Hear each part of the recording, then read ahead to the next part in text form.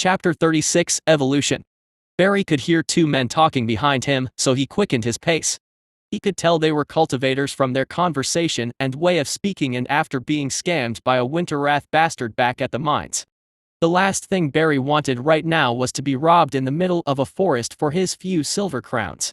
Barry rounded a corner in the path, but he could still hear them loudly talking. "Hey John, did I tell you an elder informed me that Evergreen Peak had fallen to the Voidmind family earlier this morning?" Barry then heard the other man chuckle. "Well, that was only to be expected with our grand elder away from home. Not like it matters anyways. Any news on Winterwrath's old peak?" I guess it doesn't matter since it's all mined out, but it still stings, you know. The Voidmind family is so small that losing to them feels like an insult." The cultivator loudly sighed. "As for news on Winterwrath's peak, only some rumors, but I think Redclaw'll have their eyes set on it." As Barry hastened his pace, he was only half listening to the cultivator's talk. Just like all mortals, he hated everything about cultivator politics. Barry had been born in the Blood Lotus sect 5,000 miles from here, near the Frostlands, and the same exact thing had happened back then when he was a child. A sudden change in leadership, rampant wars, and a reduction in earnings. It was all signs of an incoming beast tide. Barry remembered his parents arguing at the dinner table about how they couldn't afford the ticket aboard the airship to the new sect as the beast tide was coming. Barry thought about how his father had stayed behind because he hadn't saved up enough and the ticket's price doubled last second. He still vividly remembered clutching the railings of the airship's deck with his tiny hands and looking down at a sea of people left behind, including his father. The old man had been waving to him with tears in his eyes while Barry's mother silently wept at his side. His 5 brothers and sisters that were older had consoled his mother while he had just started in shock. At the time, Barry hadn't understood all the fuss about this beast tide, but as he'd cast his gaze to the horizon, it was pitch black. Then, as it got closer, Barry saw that it wasn't just a wave of nothingness but a dense collection of beasts. The old Blood Lotus sect was swarming with beasts within the hour, but they were far away by then. Barry gritted his teeth as he kept marching on. He wouldn't let his family face the same fate. Barry silently swore he would mine for 20 hours a day if he had to. There was no way he would let his large family become fragmented due to the cultivator's greed. Why couldn't they just build more airships? Or take more people? Bastards, the lot of them. Silence. Barry's step slowed. The cultivators had stopped talking as he had been lost in his thoughts. He cast a glance over his shoulder, but there was nothing. Weren't they right behind me? A breeze went by, rustling the golden leaves of the forest. An eerie silence sent a shiver down his spine. Barry stopped for an entire minute, but the cultivators never caught up to him. Is there another path through the forest? I assumed they were heading to the wall for guard duty. Barry loathed cultivators, just like everyone else.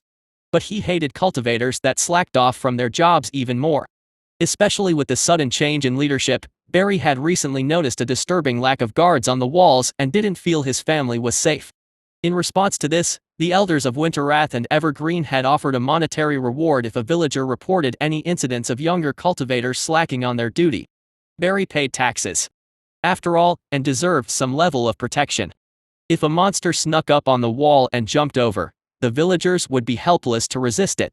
Only a cultivator has the strength to fight off a beast from the wilderness. Useless bastards, Barry muttered as he strode back down the path. He planned to catch a glimpse of their faces, so he had some details to describe to an elder so he could collect the reward money. The golden leaves that had covered the path crunched underfoot as he walked. He looked left and right, scrutinizing the surroundings for a sign of the cultivators. Nothing. Barry scratched his head in confusion as he saw the entrance to the forest he had entered just minutes ago.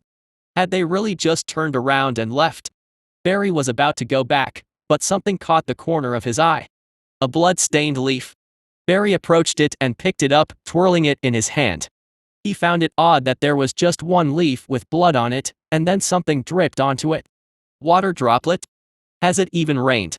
Barry inspected the droplet and noticed it was scarlet. Blood. Barry froze as another drop of blood hit the leaf. He slowly looked up as he heard a branch creak. A large shadow moved, and 8 red eyes the size of dinner plates glared at him from above. It was quietly chewing, and Barry could see 4 legs sticking out from the monster's mouth. As his eyes wandered from the beast's face, he could see the vague outline of legs that were longer than he was tall. All new stories at n0v/lby/ncom. The memories of that beast tide flashed through his mind. Is this what his father had seen before his death? Hundreds of thousands of monsters like this surging over the frozen plains at a speed no mere mortal could hope to match. Barry slowly walked backward, one step at a time, never breaking eye contact. He winced as the crisp leaves crunched underfoot. As he backed up and got more of the picture, he could tell the monster was definitely some kind of ash-colored spider, but it was bigger than any boar he had ever seen. The spider kept happily munching on the cultivators without showing any sign of moving. Barry could feel the sun's warmth on his back. The exit was near. Was it letting him go? Ashlock watched everything from the sky. Listening to the cultivators' conversation taught him more about the beast tides and their destructive power. Currently, the incoming beast tide was Ashlock's greatest concern, as being a tree limited his options for running away. I need to work harder on my deep roots and creating tunnels throughout the mountain. Ashlock had focused some of his resources on his roots, but he had been more focused on furthering his cultivation recently and trying to communicate. I wish someone would mention how long a timescale I am working with here. Is the beast tide coming this year? Next year? I have no idea. Ashlock focused back on the situation occurring 2 mountain peaks away. The car-sized spider had seemed uninterested in Barry and let him pass below peacefully. Ashlock wondered why. Was it because he was a mortal without chi? Did Larry not even see the man as a worthy snack? Ashlock knew he had very gray morals when it came to death. His human mind had lacked empathy in the first place, and now after becoming a tree, they were dulled even further. However, Ashlock would feel bad if Larry ate the dude. Good job, Larry. Ashlock knew the spider couldn't hear him, but maybe the emotion would get across. Now eat those cultivators. Some may call Ashlock a hypocrite, but he disliked cultivators for a simple reason. They were all a threat to him. No matter how hard they tried, mortals wouldn't be able to chop him down, whereas a cultivator could annihilate him. With a single ability if they were powerful enough, like the Grand Elders. If the beast tide came and wiped all the cultivators out while leaving him alone, that would be ideal. Ashlock had long accepted that this was a dog-eat-dog world where the ones with power killed each other for more. He just felt the mortals going about their daily lives should be left out of the conflict, and therefore he would feel bad if Larry went around slaughtering random villagers. Ashlock watched as the 2 talking cultivators entered the forest. Larry seemed interested as he slowly crept along the branches toward them like a stalking cat. Luckily, both were too busy talking to each other to notice the monstrosity above them. Do they not have a spiritual sense? Ashlock was used to cultivators having extraordinary senses of their surroundings. How could they not notice Larry right above them?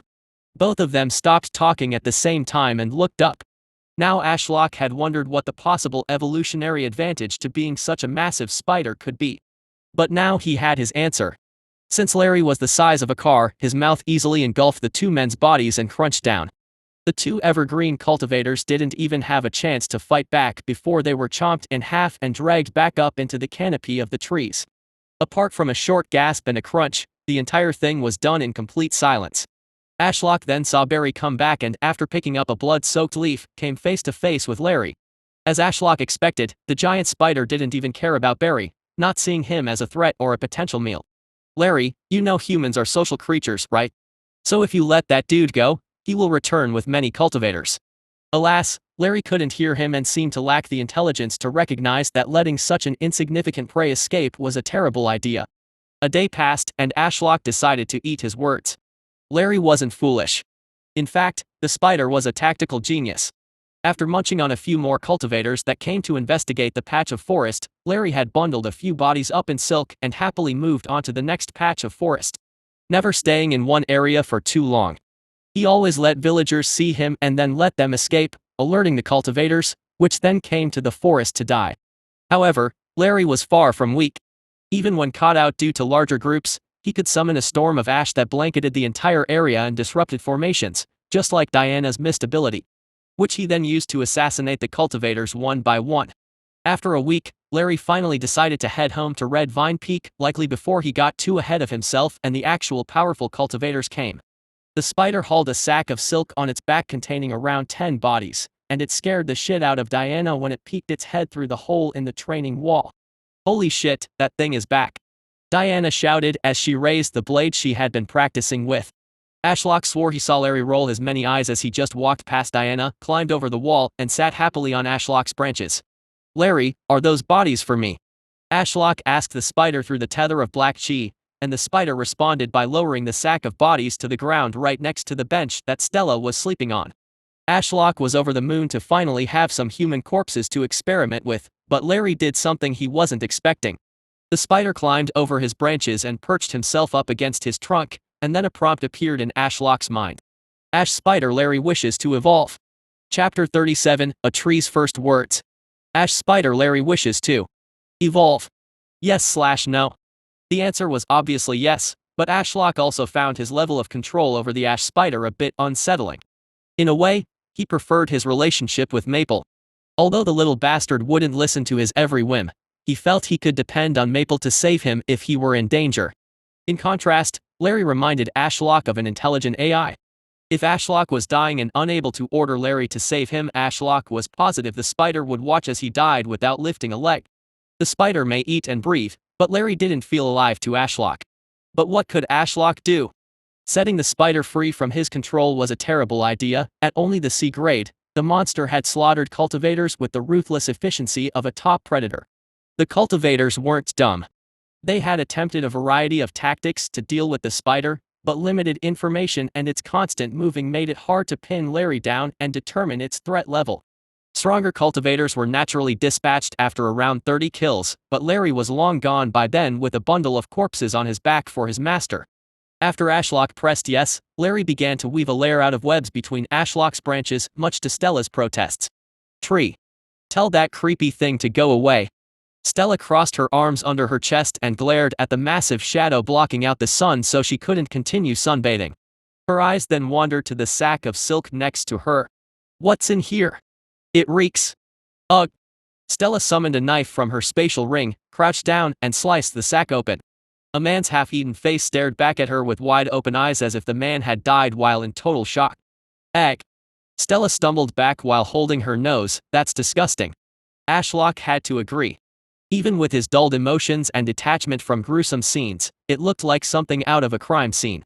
Luckily, as a tree, he had no sense of smell, but if Stella's face of absolute disgust was anything to go by, the sack of decomposing human corpses was far from pleasant. Unfortunately for Stella, Ashlock had a plan for these bodies. Using Devour on them would net him some credits, but he felt it would be easier to try communication with a human body. Since Diana and Stella had been so busy training, Ashlock had been unable to resist and had eaten the last monster corpse for 20 credits, so now the only bodies he had access to were these human corpses. While Larry was fussing about with his new layer of webs, Ashlock activated Root Puppet on the exposed corpse. Stella winced as a black root snuck up from the ground and inserted through the corpse's ajar mouth. Ashlock felt Stella's reaction to the whole thing rather amusing, considering she had slaughtered so many people from a young age. Ashlock thought she would be used to seeing corpses. Actually, now that Ashlock thought about it, since Stella always fed the corpses to him, she had never seen a decomposed corpse before. Diana strolled into the courtyard and gave a lukewarm reaction to the gruesome scene. Human corpses? Her eyes narrowed on the black root. And that puppet ability again. It took a few minutes, but the silk bag of corpses eventually began to shudder as Ashlock tried to move the root puppet. This corpse has a soul core, but it's weaker than mine. This guy was a freshly promoted soul fire cultivator at the first stage. What a sad fate. Ashlock could already feel the corpse's soul core starting to crack. If he could get hold of a high-stage cultivator, it could last longer than a few minutes, but alas, his skill wasn't kind on the corpses. Why can't the system give me necromancy? That would be so much better. However, Ashlock had to admit that being able to project his own cultivation through the puppet, turning it into a suicide bomber, did give him a very effective method of attacking, so long as a spare corpse was nearby. If I got hold of a star core cultivator like the Grand Elder, could I use Root Puppet to make it go supernova? Or would I also need to be in the star core realm to do that? Ashlock wasn't sure, but if he could cause an explosion like that inside a beast hide, wouldn't he get an ungodly amount of credits? Ashlock diverted his attention back to the corpse, pushing a little of his cultivation into the body. His lilac flames coated its hands and the male corpse climbed out of its cocoon with jittery movements that made it look like a zombie from a crappy movie. Right, time to communicate. Ashlock made the corpse stand there and open its mouth, but all that came from it was a wheeze, foul-smelling air, and some fluid dripping from its chin. Ashlock tried again, but he discovered the issue. The corpse had its vocal cords and lungs, But he didn't know how to make it talk. Controlling limbs is easy enough, although the jittery movements betrayed his level of control as being rather poor, but to manually adjust the corpse's tongue, vocal cords, and lungs all to simulate speech? Impossible without a lot of practice. But Ashlock wanted to communicate today, not years later when he had perfected the art of corpse speech. I could play charades with the corpse. But what do I even want to say? Ashlock didn't want his first impression to be him making a corpse dance and randomly pointing at things. There were naturally many things Ashlock wanted to tell Stella. They had been side by side for years, and he had been nothing but a spectator and listener, never able to console or offer solutions to the distraught girl. Ashlock finally had a chance to change that. If only he could communicate. The corpse clawed at its face in frustration. There had to be a way to convey thoughts. Ashlock looked at the pristine white wall of the pavilion, and an idea crossed his mind. The puppet shuffled across the courtyard with trembling feet, and Stella gave it a wide breath as if it was cursed or diseased. Ashlock made it slash its fingertip on a sharp bit of the runic formation that was jutting out of the ground, drawing blood. The corpse stood motionlessly before the canvas like a deer caught in headlights, clotted blood dripping from its finger. There was an uncomfortable silence as Ashlock's mind blanked. What should be his first words? Stella and Diana looked on curiously from a distance, neither willing to get too close. Having come to a decision, Ashlock made the corpse raise its trembling finger, and with as much precision as possible, he spelled out a simple message. I am Ashlock. The corpse burst into lilac flames as its weak soul core shattered. Ashlock released his control and let the flaming corpse tumble to the side before its blood-stained message. Not willing to waste the corpse, Ashlock cast Devour, and vines erupted from the floor, encasing the burning body. Stella seemed grateful that Ashlock was disposing of the body as she nodded to him and walked past the slithering vines, and with Diana by her side, she inspected the words. Ashlock waited nervously. He had never seen what text looked like in this world. Could they even read? Did he write in their language? What if they thought his name was stupid? Should he have said something more mysterious? Can you read this, Diana? Stella tilted her head, and Ashlock felt his non-existent heart stop. Had he just written rubbish on the wall? Did they think he was stupid? I should have drawn a picture. Darn it, Ashlock grumbled. Now that he looked at the words the corpse had written, it wasn't any language he was familiar with back on Earth, just a bunch of scribbles. How had he known how to write this weird script that looked so similar to runes? Diana said, I think these are runes. But ancient ones. We could go find a specialist to decipher them. No, we need a teacher. Stella retorted. Why? Diana scrunched her brows in confusion. Stella tilted her head like it was a stupid question, obviously, so I can write tree letters when I leave the sect to train. She then pointed to the blood-stained wall, and so I can understand whatever tree writes any time. Diana rolled her eyes and muttered, oh yay. Obviously. How did I not think of that? Stella practically ran past Diana toward the pavilion entrance. Come on, Diana, we have no time to waste. Diana caught up to the excited girl while putting on a black cloak with a hood and a white mask to hide her appearance, as most Reborn cultivators had the same distinct black hair and gray eyes. Ashlock watched them go and couldn't help but chuckle to himself. Plus 20 SC. Oh, the corpse was absorbed. Ashlock looked at the silk sack and debated casting Devour on them but decided against it. Instead, he would save them for when the rune translator arrived. Then, he could speak to them some more. I got one sentence out of that corpse, and I have 9 corpses left, so 1 line per corpse. Ashlock's mind wandered about what to say in those 9 lines when a pop-up almost startled him. Ash Spider Larry has begun to evolve. Please select Larry Evolution Path. Colossal Ash Spider. Updated chapters on Novel.com. Colossal ash spiders are known to inhabit the molten plains. Their size is comparable to an adolescent fire drake, and armor plates coat their head, abdomen, and legs, making them walking tanks that can fight toe-to-toe with the demonic realm's most fearsome brutes. Hell no, Ashlock said as he glanced at the silk sack hanging from his branch. It was so heavy Ashlock's wood was creaking, and the sack looked like it could contain a grand piano. Larry's size had proven useful, but it would eventually become a detriment. With the addition of armored plates, the spider would naturally be slower and struggle to sneak silently across the canopies of the forests. In addition, this option would limit Larry's to being a frontline tank, which Ashlock didn't need right now. Ashen Prince. An ash spider queen will give birth to thousands of offspring throughout their lives, but only one can be deemed the prince of the spiderlings. The Ashen Prince has no outstanding qualities over his siblings other than inheriting their mother's deep understanding of the Tao of Ash. Ashlock liked the sound of this one. Not only due to the royal title, but in a world of cultivation, nothing was more important than understanding the Tao.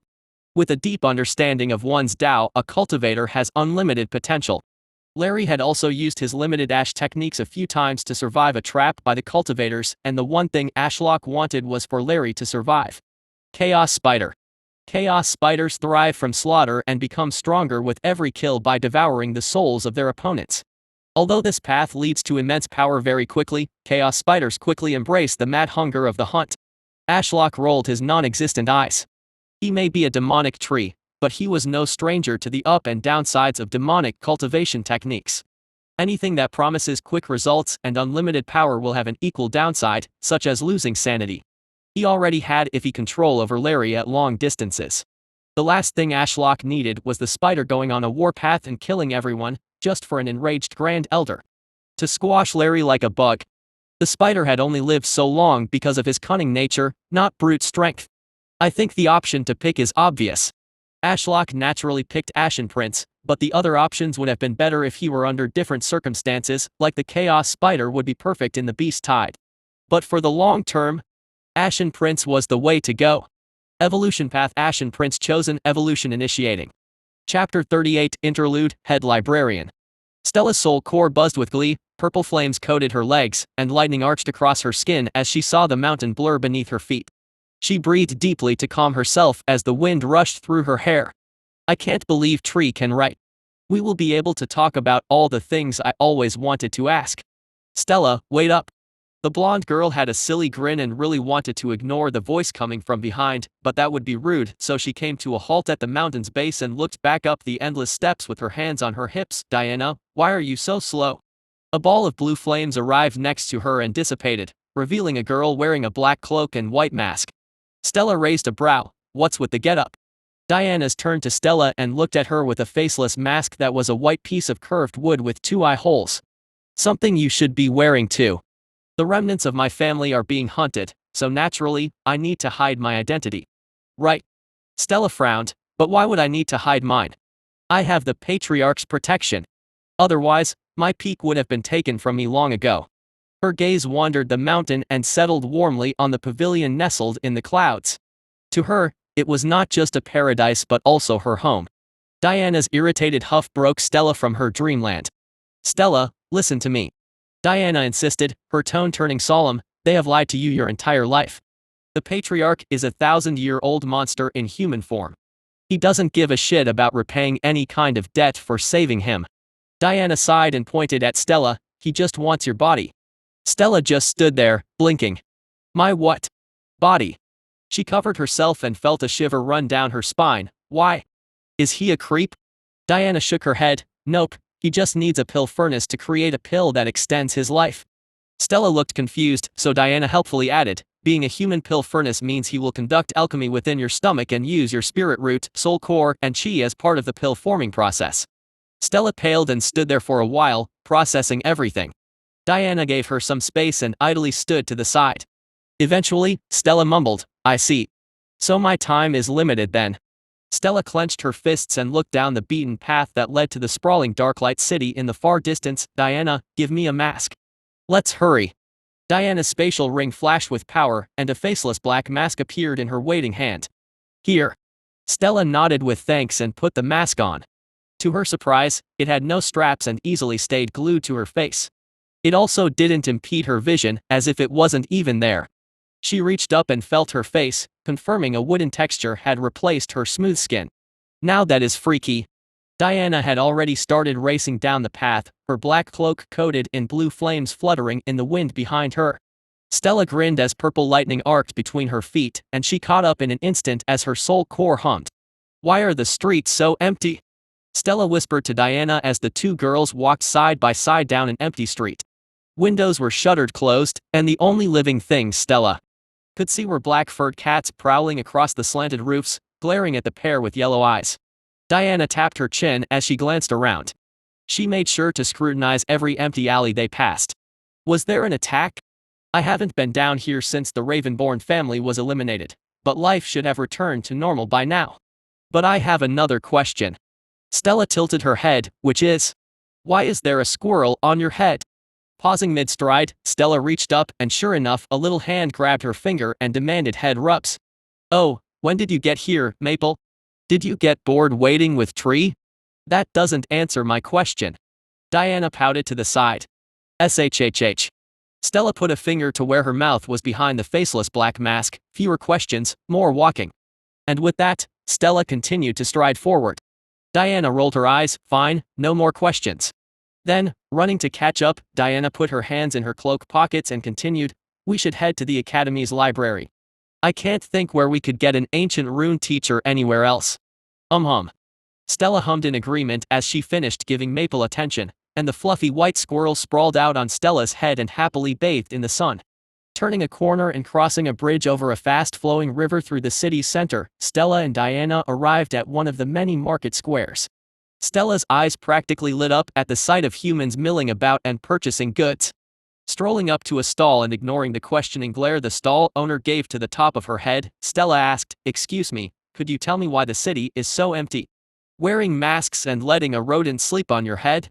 The stall owner, an absolute beefcake of a woman, shooed Stella off, don't come here and bring trouble. You will scare off my customers. The woman let out a long sigh, or at least the one still brave enough to walk the streets after the massacre out in the villages just a few minutes' walk from here. Massacre. Diana quipped in from the side of villagers or cultivators? Cultivators. Which makes it all the more concerning. The woman crossed her sizable arms and continued to gossip, a monster suddenly appeared a week ago and has been eating cultivators ever since. They named it the Ashen Devourer, and apparently, it is a spider the size of a house that can summon ash storms. The woman then scowled at them, so be careful when walking around here, and if you aren't going to buy something, then move along. Stella and Diana exchanged a glance. Both had a rough idea of who this Ashen Devourer could be. Tree has caused quite a fuss with his pet, it seems. Diana whistled to herself as they turned onto the street that ended with Darklight's most famous academy. Spires of white stone reached for the clouds that lazily went by, and despite the desolate streets, many students were walking around up ahead in energetic groups. A few students walked by and gave Stella and Diana odd looks as they passed. Stella heard someone laugh behind them as they were about to walk through the academy's gates.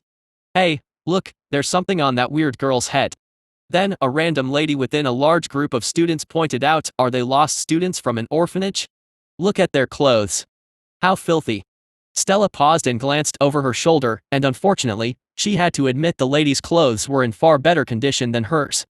Stella hadn't bought a new cloak in years, and she hadn't even bothered cleaning hers after returning from the wilderness. It was torn in places and practically dyed red from blood. Diana's were in a slightly better but still terrible condition, likely due to them being artifacts and having chi naturally imbued into their materials. Stella cursed under her breath and continued forward. Little did she know Maple was watching the lady student leave with one eye lazily open, and as the student rounded the corner, she collapsed as there was a shudder in the void, and her soul core suddenly shattered. Maple closed his eye and enjoyed the distant screams. Diana, once we figure this all out, we are going clothes shopping, okay? Stella grumbled as they approached the academy's library. Like everything else in the academy, the building was constructed from a white stone that starkly contrasted the dull tones of Darklight City. Engraved into the white stone was a majestic tapestry of silver. As with all important buildings, the academy had installed a defensive formation using runic lines woven into the stone to protect the structure from any stray attacks from a cultivator. Diana hummed in agreement with Stella's proposition and tilted her head upwards, making a count of the various cultivators patrolling the roof. They eyed Stella and Diana wearily, but it was far better to be a little suspicious looking rather than outright recognized as a Ravenborn. Many of the family's scions walked around campus in disguises to avoid trouble, so everyone was apprehensive about questioning their motives, unless they made trouble. Diana had frequented the academy and only graduated a few years ago, so she knew the grounds. She practically led Stella by the hand into the library, a place Stella had visited a few times in the past, but she hadn't been a regular visitor for years.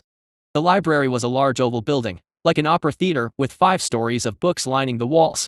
Grand marble staircases led between the floors, and the fresh scent of books accompanied the quiet chatter between disciples studying around desks stacked with books. As Diana and Stella awkwardly made their way to the top floor, There was not a single speck of dust coating anything. The library was spotless, just the way the head librarian liked it.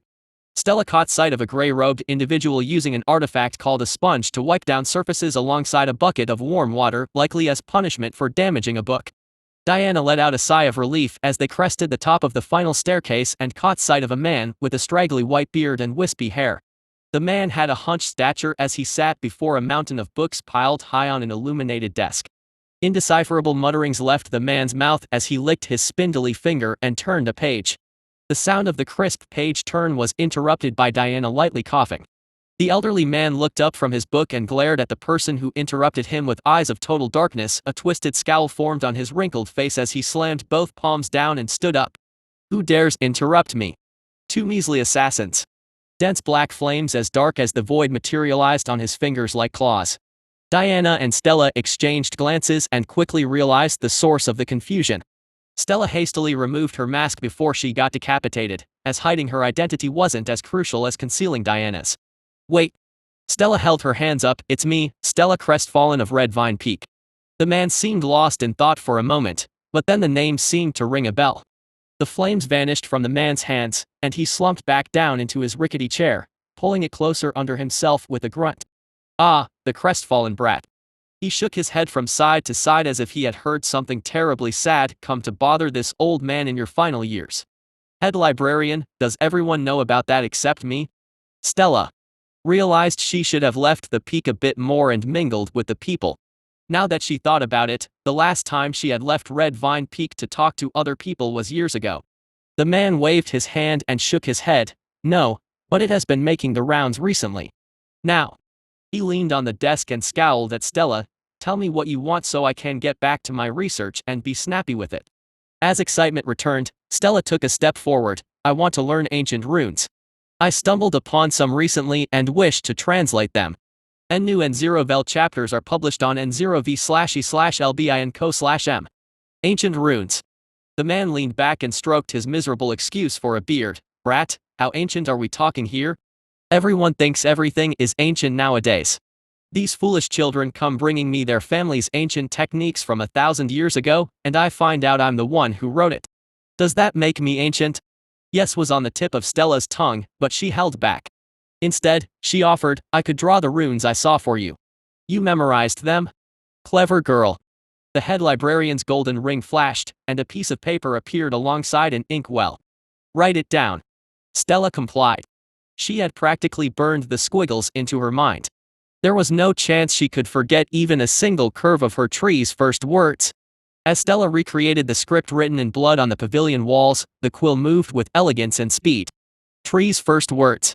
Passing the paper dripping in fresh ink to the head librarian, Stella felt her heart beat loudly in her chest. Anticipation and dread ate away at her like a plague, and time seemed to slow as the old man scrutinized her work. After what felt like an eternity to Stella, the elderly man scratched his head before turning to look at Stella inquisitively with his black eyes. "This is an ancient script indeed, one from before my time. Luckily, it doesn't have missing parts, making this very easy to read." "So?" Stella leaned forward. "What does it say?" "I am Ashlock." The head librarian frowned. "But who the hell is Ashlock?" Chapter 39, Baby Tree. Idolatry Daily Sign in System. Day 3165. Daily Credit 15. Sacrifice Credit 20. Sign in. "It's been a week since Stella and Diana left," Ashlock said to nobody in particular as he ignored the system message. Even Maple had gone with the girls and left him all alone. Ashlock looked around the courtyard, which was deathly silent except for the buzzing of flies around the open silk sack of human corpses lying next to his trunk. Once again, Ashlock felt blessed for his lack of smell because having rotting corpses so close by would be a nightmare. However, although he couldn't smell the bodies, resisting the hunger and desire to consume was hard. He was in a constant battle with himself. On the one hand, the corpses were decomposing, so they would make for crappy root puppets anyway, and with every passing second, the little flesh left on them was losing their chi which he could consume for sacrifice credits. A few hours passed with nothing happening. Ashlock distracted his mind by focusing on cultivation, but with the ambient chi from the Grand Elder's supernova gone, and the runic formation surrounding him damaged, it felt like a lukewarm jacuzzi rather than a lovely hot one. It was simply unsatisfying and slower than usual. Letting out a long sigh, he stopped cultivating. It almost felt pointless to focus so much of his mental energy on, as eating corpses was far more efficient for Ashlock. Darn demonic cultivation technique. No wonder those cultivators go insane. If I had to choose between sitting cross-legged in a cold cave for months to cultivate or eating a beast core, how are those two options comparable? Ashlock was yet to see a truly powerful demonic cultivator lose their sanity, but he could see how it could happen. Ashlock cast his spiritual sight to the heavy blob of silk suspended from his branches. Over the last few days, the silk had transitioned from white to a dull gray, like ash. He was excited to see how his first summon's evolution would turn out. Had he made the correct choice? Would a chaos spider have been better? His thoughts wandered as he looked around the courtyard some more. The place was honestly a dump. The once pristine white stone walls of the Red Vine Pavilion were now coated in a thick layer of dust and grime. Some of the slanted roof's black wooden tiles had blown away in the wind or been scorched by the Grand Elder's attack. The central courtyard was in a terrible state. Blood smeared the wrecked runic formation surrounding Ashlock alongside bits of cloth and monster parts left over from his meals. The training courtyard looked like a war had been fought, and the other courtyards weren't much better. The herb garden was overgrown with weeds overshadowing the more delicate plants, causing them to wither and die due to a lack of sunlight, and the smallest courtyard with a large pound had a few dead koi fish floating around. Out of all the courtyards, only the one with a mini runic formation that Stella used to meditate was in a somewhat okay condition. Now Ashlock was no clean freak, even if he had been. Becoming a tree changed his opinion on some things. But honestly, something needed to change around here. The girls required servants as they were hopeless at cleaning and looking after themselves. Ashlock's irritated thoughts were interrupted by a loud thump and a sudden relief of pressure on his branch. Evolution of Ashen Prince Larry complete. Larry looked as majestic as ever, and the system hadn't lied. He looked almost the same, but his presence in the surroundings was far more significant. The increased understanding of the Tao seemed to reflect on the spider's soul core stage. The enormous spider that stood a few meters tall stayed motionless, likely awaiting a command from Ashlock. As the spider was now betrayed, Ashlock feared what level of destruction he could cause the Winterwrath and Evergreen families. But do I poke the hornet's nest? Ashlock wanted bodies for communication and more sacrifice credits to further his cultivation. And if he let Larry wreak havoc and eat as many bodies as he wants, he could reach a grade. The two families are likely on high alert right now, scouring the forest for the spider. Larry, go out into the wilderness beyond the sect and hunt monsters for a month. Then, come back here with some monster corpses for me. Larry complied, and the car-sized spider scuttled off in the direction of the wilderness. Ashlock decided this was the best course of action. If he sent Larry to kill cultivators so soon, a Grand Elder may come along and eliminate Larry for good. On the other hand, by waiting a month, their alertness for Larry will die down, and Larry may even reach the A grade in a month and can then contend with the stronger cultivators. With Larry gone, silence once again returned to the courtyard. Moments like this reminded Ashlock of why he kept the girls around. He was glad that Stella had recently become somewhat friends with Diana, as their conversations livened the place up. Ugh! Whoever thought putting a human mind in a tree was a good idea was a sick bastard. Everything about a tree was slow and lonely, but luckily he knew that would change over time. One day this peak will become home to new people, and he will have lots of people to interact with by using corpses to draw on the walls or flashing his leaves with. His chi. Maybe I should teach them Morse code somehow, or something similar. I could create tree code. Another week passed by. Ashlock was starting to wonder what Stella and Diana were up to. He had used his Eye of the Tree God skill and never caught sight of them anywhere in the city, or at least the part he could see. Unfortunately, the bundle of corpses had become maggot-infested, and not much of the original humans remained. Deciding to cut his losses, Ashlock cast Devour. +1 SC. Wow. Only 1 credit. Even with the corpse's condition, Ashlock felt only 1 credit was low. Had all of the corpse's chi-filled meat been eaten? Were their bones worth nothing? Now he regretted holding onto the bodies for so long. I should have eaten them and asked Larry to get me more. Darn it. Luckily his fresh yellow fruits containing a demonic tree seed had grown enough to interest some birds. A blue and black feathered bird landed on his branch and looked curiously at the fruit. Unfortunately, the bird seemed to detect the subtle poison in the fruit as it refused to bite. Before the bird could fly away, Ashlock surged some chi through his branch, which lit it up with purple flames, and before the bird could even react, the fire of Ashlock's soul core burned the bird alive. Its scorched corpse tumbled to the side and hit the ground with a dull thump. Holy shit. Ashlock just looked at the corpse for a while. The only other time he'd managed to kill birds was once accidentally with lightning that was still arcing between his branches after he resisted lightning strikes, and the other was when a bird found his fruit so sour it knocked its head. Both were accidents. But this time, he had actually succeeded in killing something with chi on purpose. After 8 years of cultivating, Ashlock finally felt like an accomplished cultivator. Casting Devour on the bird's corpse gave him a familiar notification. Visit novelby/nc/om for latest novels. +1 SC. Ashlock mentally frowned as he watched the black vines retreat into the ground. Only 1 point again. Sure, the bird was small, but I remember getting more than that before.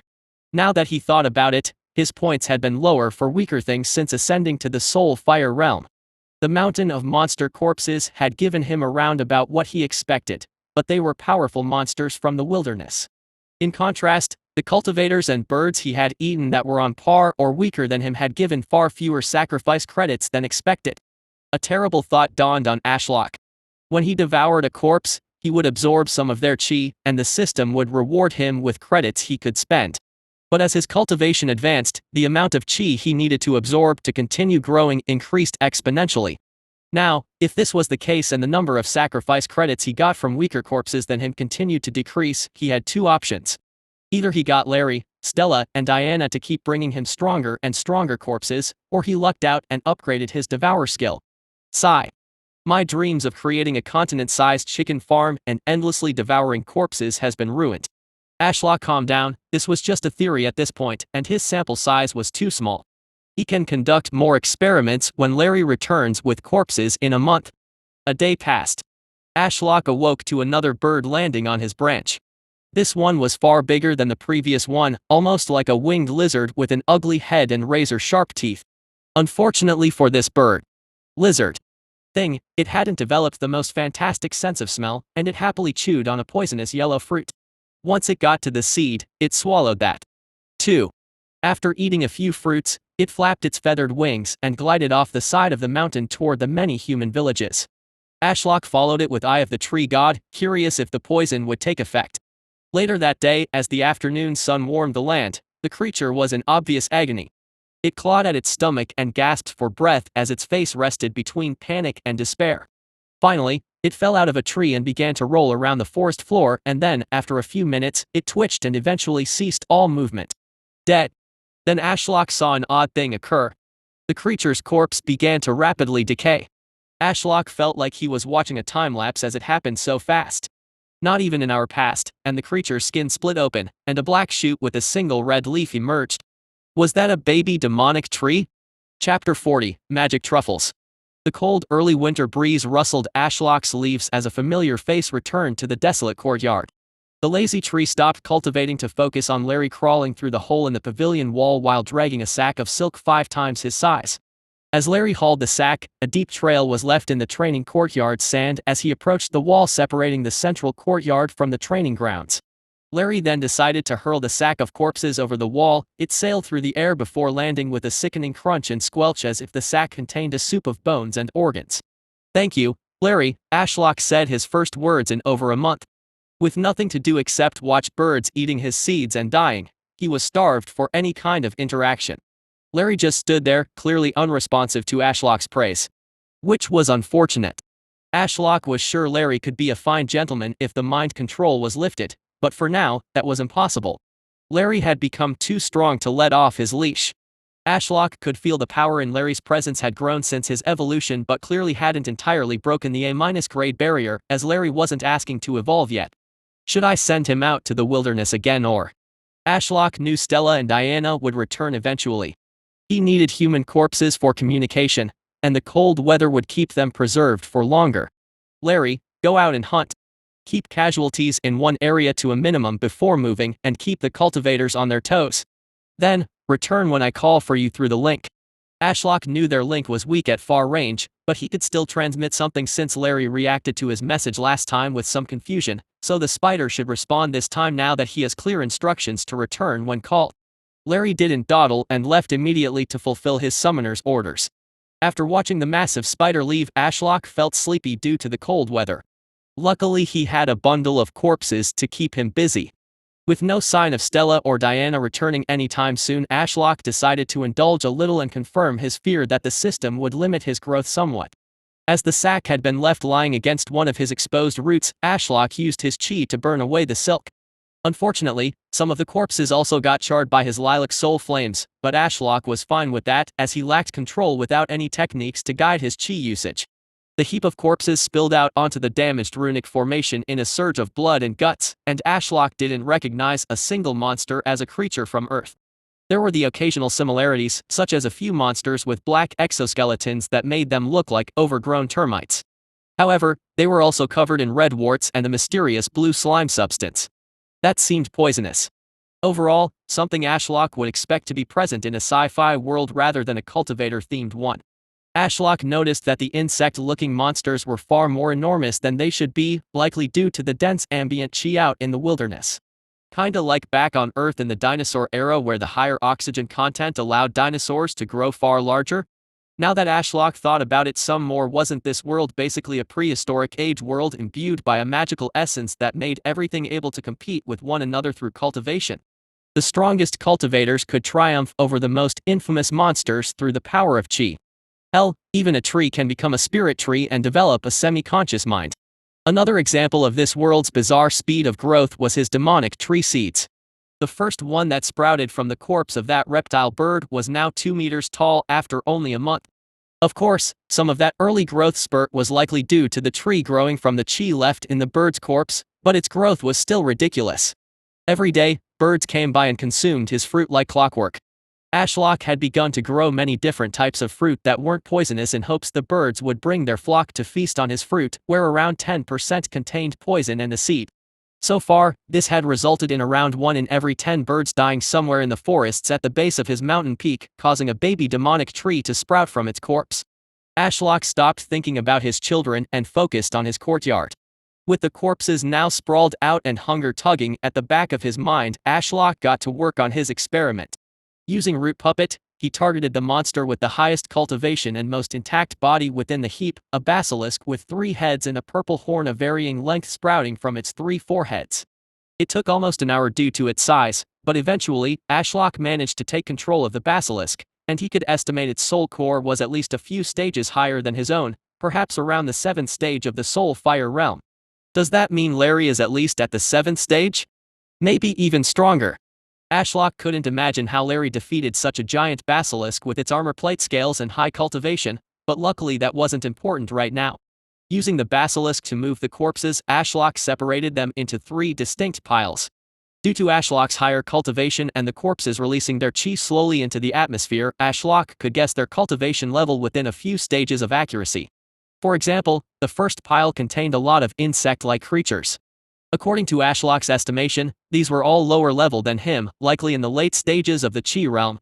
Deciding to test this pile first, Ashlock cast Devour when he had been a small demonic sapling in the 6th stage of the chi realm, a stack of mortal corpses with a few early stage soul fire realm cultivators sprinkled in had been worth over 700 sacrifice credits. A few hours passed and the dreaded notification came in. Plus 98 SC. Less than 100 credits for a similar sized heap of monster corpses. Ashlock mentally frowned.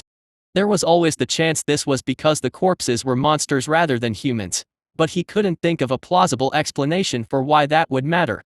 The second pile of corpses had more mammal-looking ones with a few strong insect types. This pile was smaller than the first by about half, but Ashlock could feel the amount of chi radiation off to be much denser. Casting Devour, it took him until the following morning to absorb everything. Plus 327. About what I expected. The pile contained a half corpses, yet had netted him over 3 times as much. So devouring corpses of equal strength to me is 6 times more efficient than devouring monsters at the peak of the chi realm. Now Ashlock was really curious about the third pile. It contained only 2 corpses. A half-eaten polar bear-looking monster and the basilisk, which he had released from his control before its soul core shattered. Despite only 2 corpses, due to their chi-dense meat, muscular bodies, and size, Ashlock took until evening to finish his meal. Plus 603. The point gain was surprisingly high for only 2 bodies. Due to their cultivation being higher than him, it was hard for Ashlock to gauge their exact strength, especially the bear, but it had been in such bad condition Ashlock didn't wish to control it with Root Puppet. Deciding it was time to cash in his points, Ashlock summoned his sign in system. Idolatry daily sign in system. Day, 3204. Daily credit, 54. Sacrifice credit, 1050. Sign in. Yes. Sign in successful, 1104 credits consumed. Unlocked an A- grade skill, Magic Mushroom Production. Ashlock didn't know what to say. Magic mushrooms? He waited for the system to bless him with his new skills capabilities, and once he learned the contents, he knew he was beyond fucked just from their vague description. I am going to become the most sought-after tree on this continent. Finding new stories on no/elben.com. Opening up his new mushroom production menu, Ashlock selected a truffle as it was the most expensive type of mushroom in terms of chi to produce, and then he looked at all the options he could add. Chi fruit production allowed Ashlock to add skills as temporary buffs like poison resistance or just add poison to his fruit. He could also add seeds and change the flavor, color, size, and more. Whereas the magic mushroom production let him alter the psychedelic effects the mushroom induced and what impact those would have on the cultivator. I can add hallucinations so a cultivator can face their inner demons or divine inspiration about their chosen Tao. Ashlock scoffed at the estimated year production time while also taking up a small percentage of his total chi intake. Chi he should be using to dig deeper with his roots, grow taller, or increase his cultivation stage. Ashlock scrolled through the options.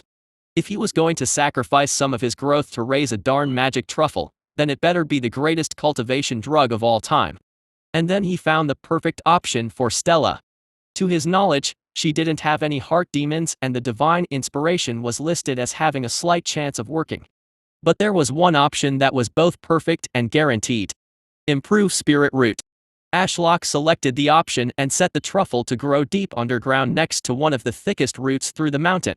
There was also a deposit of spirit stone ore nearby, which might help lighten the load on Ashlock to provide all of the chi for the truffle's growth. With the truffle set to be completed in a year, Ashlock went back to sleep. Stella stretched her back and rubbed the sleepiness from her eyes. She felt like she had become part of the library's chair as she relished in the warm afternoon sun cascading through one of the skylights built into the library's ceiling and huffed to get her bed hair out of her face. Diana lay on the opposite side of the table, catching a nap with open books that looked older than the world itself encircling her head. Stella cheekily moved her head to the side, allowing the sun's beam to land directly on Diana's sleeping face. The black-haired girl groaned and tried to subconsciously hide behind the pile of books to escape the sun. Say, Diana. Stella poked the top of Diana's head with a pencil. Diana pushed herself off the desk with another groan and squinted at Stella. What you want? Morning already. Afternoon. Stella corrected the girl with a smile. Do you think we should head back? Head back? Diana blinked, and then relief washed over her. Oh please, yes, I hate books, and we have been here for months. But wait. Her eyes wandered over the mountain of old books and hundreds of pages covered in squiggly lines that were apparently ancient runes. You learned it all. Stella shook her head sadly. Not even close, but I should be able to piece together the general gist of a message tree leaves. But more importantly, Stella pointed to the stack of paper. I copied all the books so I can continue to practice once we leave here. Diana huffed as she stood up, some crazy dedication there to learn such an old and useless language. Stella laughed lightly as she walked around the desk and the stack of paper vanished into her spatial ring. Old? Definitely. Useless? Absolutely not. I'm on the cusp of figuring out how to make some runic arrays with this old language. Maybe Ash can help me fill in the gaps. Diana's voice dropped to a whisper as the pair walked side by side through the labyrinth of bookcases. Are you sure shortening a future world tree's name to Ash is a good idea? Will it tolerate that? Stella rolled her eyes. Ashlock is such a long name. Ash is so much cuter. Diana let out a long sigh as the two walked down the marble steps and made their way out of the library into the summer afternoon sun. She almost wept tears of joy at finally smelling fresh air. It had been many months since Diana had last been outside. Talking of cute. Stella grinned from the side as she pushed her hair behind her ear. Wanna go shopping before we head back? Diana had never heard such sweet words. She grabbed Stella's hand, causing the girl to yelp, and dragged her toward the most expensive shopping district. She still had a lot of crowns saved up in her spatial ring to spend. Chapter 41 Interlude, Slimer. It was a beautiful Sunday morning in Darklight City, so the academy was naturally peaceful without hundreds of students walking around looking to cause trouble, which Stella greatly appreciated after the incident she faced with the students last time. Stella looked at Diana and she had mixed emotions. They had spent the last few months just a meter apart in a private booth, which the head librarian had been so gracious to provide them because they were reading ancient texts that had to be safeguarded in a rune-engraved room that prevented decay. Diana had mostly read old fantasy books and spent the time relaxing her mind and meditating while Stella furiously studied the ancient runic language. On occasion, they exchanged words about life and Stella found it hard to stay mad at Diana for what her family had done, especially with them now gone. But there was another odd emotion, nervousness. Stella hated to admit it, but she hadn't interacted with anyone in years. What if she said something weird? Maybe Diana already found her strange with how much she interacted with Ash. Stella shook her head to remove the useless thoughts and focused on their shopping trip. The two naturally had their wooden masks back on, so people gave them odd looks as they left the academy grounds and strolled down the cobbled street flanked by Chinese-style pavilions. "Hey Stella, what books did you check out from the library? I thought you had written everything down." Diana quipped from the side as she released her hand from Stella's, and the two walked side by side at a relaxed pace. "Books?" Stella tilted her head. "Oh. Those weren't books. I took out some technique manuals." "Ah, technique manuals? I've never touched one before since I always had a tutor instead." Diana sidestepped a couple arguing in the street and continued, "I heard they are challenging to understand. We could try and find you a tutor if you want." "Nah," Stella chuckled, "these books aren't for me." Stella paused as she felt embarrassed. "I wanted to see if Ash could understand them." Although Stella couldn't see through the mask to see her reaction, Diana rolled her eyes and didn't comment anymore. The two walked through the streets a while longer, and the further they ventured into the city's heart, the wider the streets and the grander the pavilions became. This area of the city was primarily residential buildings with the occasional shop or restaurant here and there, but for high-end fashion, they would need to travel to the center. Stella suddenly felt a weight on her head and, reaching up, confirmed Maple had made an appearance. "Hey little guy, how's Ash doing?" The mythical squirrel chose not to comment and sprawled on her head, quickly falling asleep in the sun's rays. The blonde girl huffed and tried to ignore the stares of all the passing people. Although, to be fair, she did look rather odd with her tattered clothes, black mask, and a white squirrel sleeping on her head. All the more reason for her to buy new clothes as soon as possible. "I always forget how annoyingly big this city is sometimes," Diana commented as her soul core died down and the blue flames vanished. "Been ages since I visited the central area." Stella appeared beside her, purple lightning arcing along her legs and the squirrel still happily sleeping on her head. "You could say that again. Even with movement techniques, it took us 2 hours to get here." "Wait, why are we at the airship station? Are we going to another city?" Bells rang out as the sky darkened. An airship passed overhead and blocked out the sun. Suspended from its red balloon was a platform with hundreds of people wearing robes of various colors. They mingled around and looked over the railings at the city below. Stella watched as the balloon skillfully lowered into the courtyard of a massive building. "Yes, we will go to Slimer. It's only one stop away. Their fashion industry is way better than here," Diana said as she walked toward the airship station entrance. "Come on. The airship that just landed should take us there." Stella followed closely behind, nerves festering in her stomach. She had never traveled via airship to another city before. The feeling only worsened as they walked through the grand entrance with hundreds of people, mostly mortals, walking around. Many people lined up at booths with workers in uniform handing out tickets, but Diana ignored all that and walked straight past. "We don't have to buy a ticket?" Stella wondered as they received annoyed stares from the people waiting in line. Diana scoffed, "Of course not. Cultivators travel free and without the need for a ticket. Just flash your cultivation to a ticket inspector if they ask." "Is that a rule?" Stella felt that was a little unfair. Explore up-to-date stories at no/vel//ben.com. "Yes, it is and always has been," Diana replied. "All the cultivator families manage their city's airship station. The whole operation is run by cultivators, so we naturally travel for free." Stella just shrugged. It was likely another way for cultivators to flaunt their power and avoid arguments. The money gained from charging the few cultivators compared to the millions of mortals wasn't worth the risk of a cultivator getting angry and destroying the station. Her eyes wandered along the vaulted ceiling and almost gawked at how dense the runic enchantments were. From buying just a courtyard worth of runic engraved stone, Stella knew the cost of the stuff, so to have such a massive building constructed out of runic enhanced stone just showed the true wealth flowing through this place. Stella couldn't help but side-eye Diana. She would have been the heir of this entire city if not for the Winterrath and Evergreen families taking over.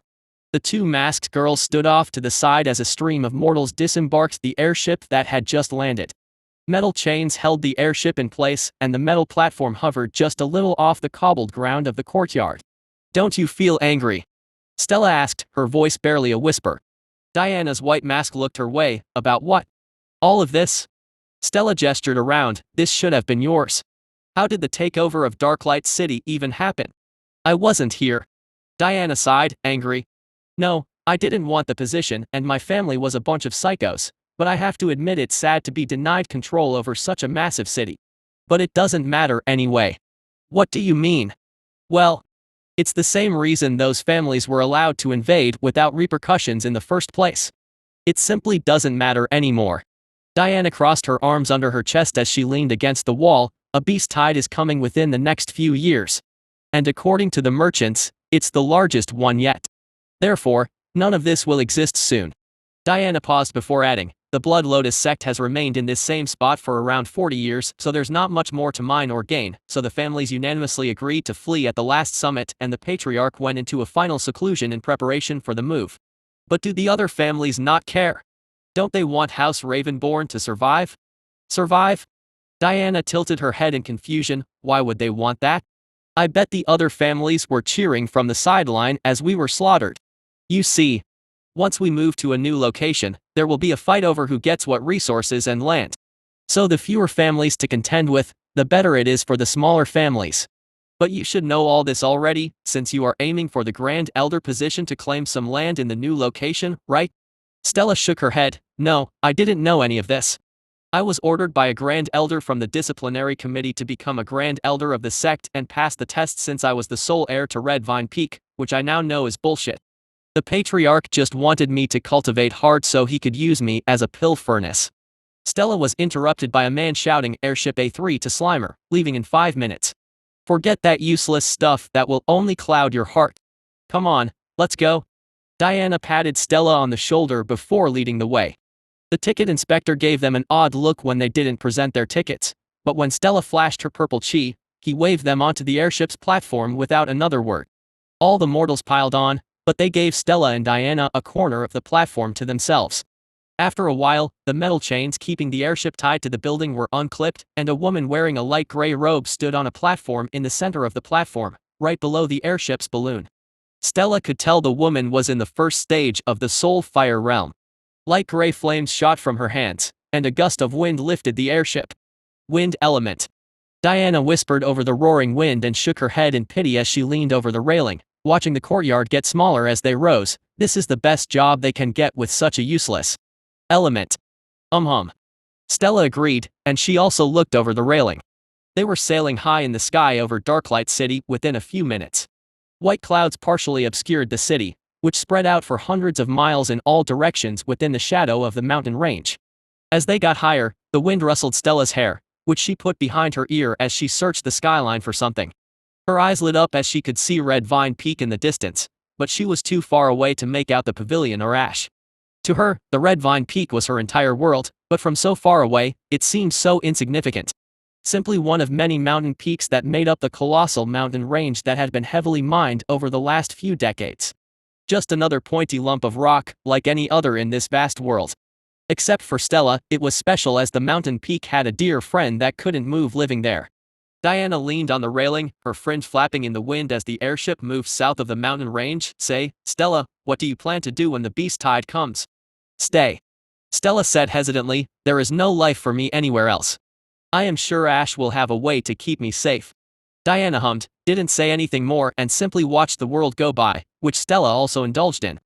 However, something about this airship ride helped put her life's significance into perspective.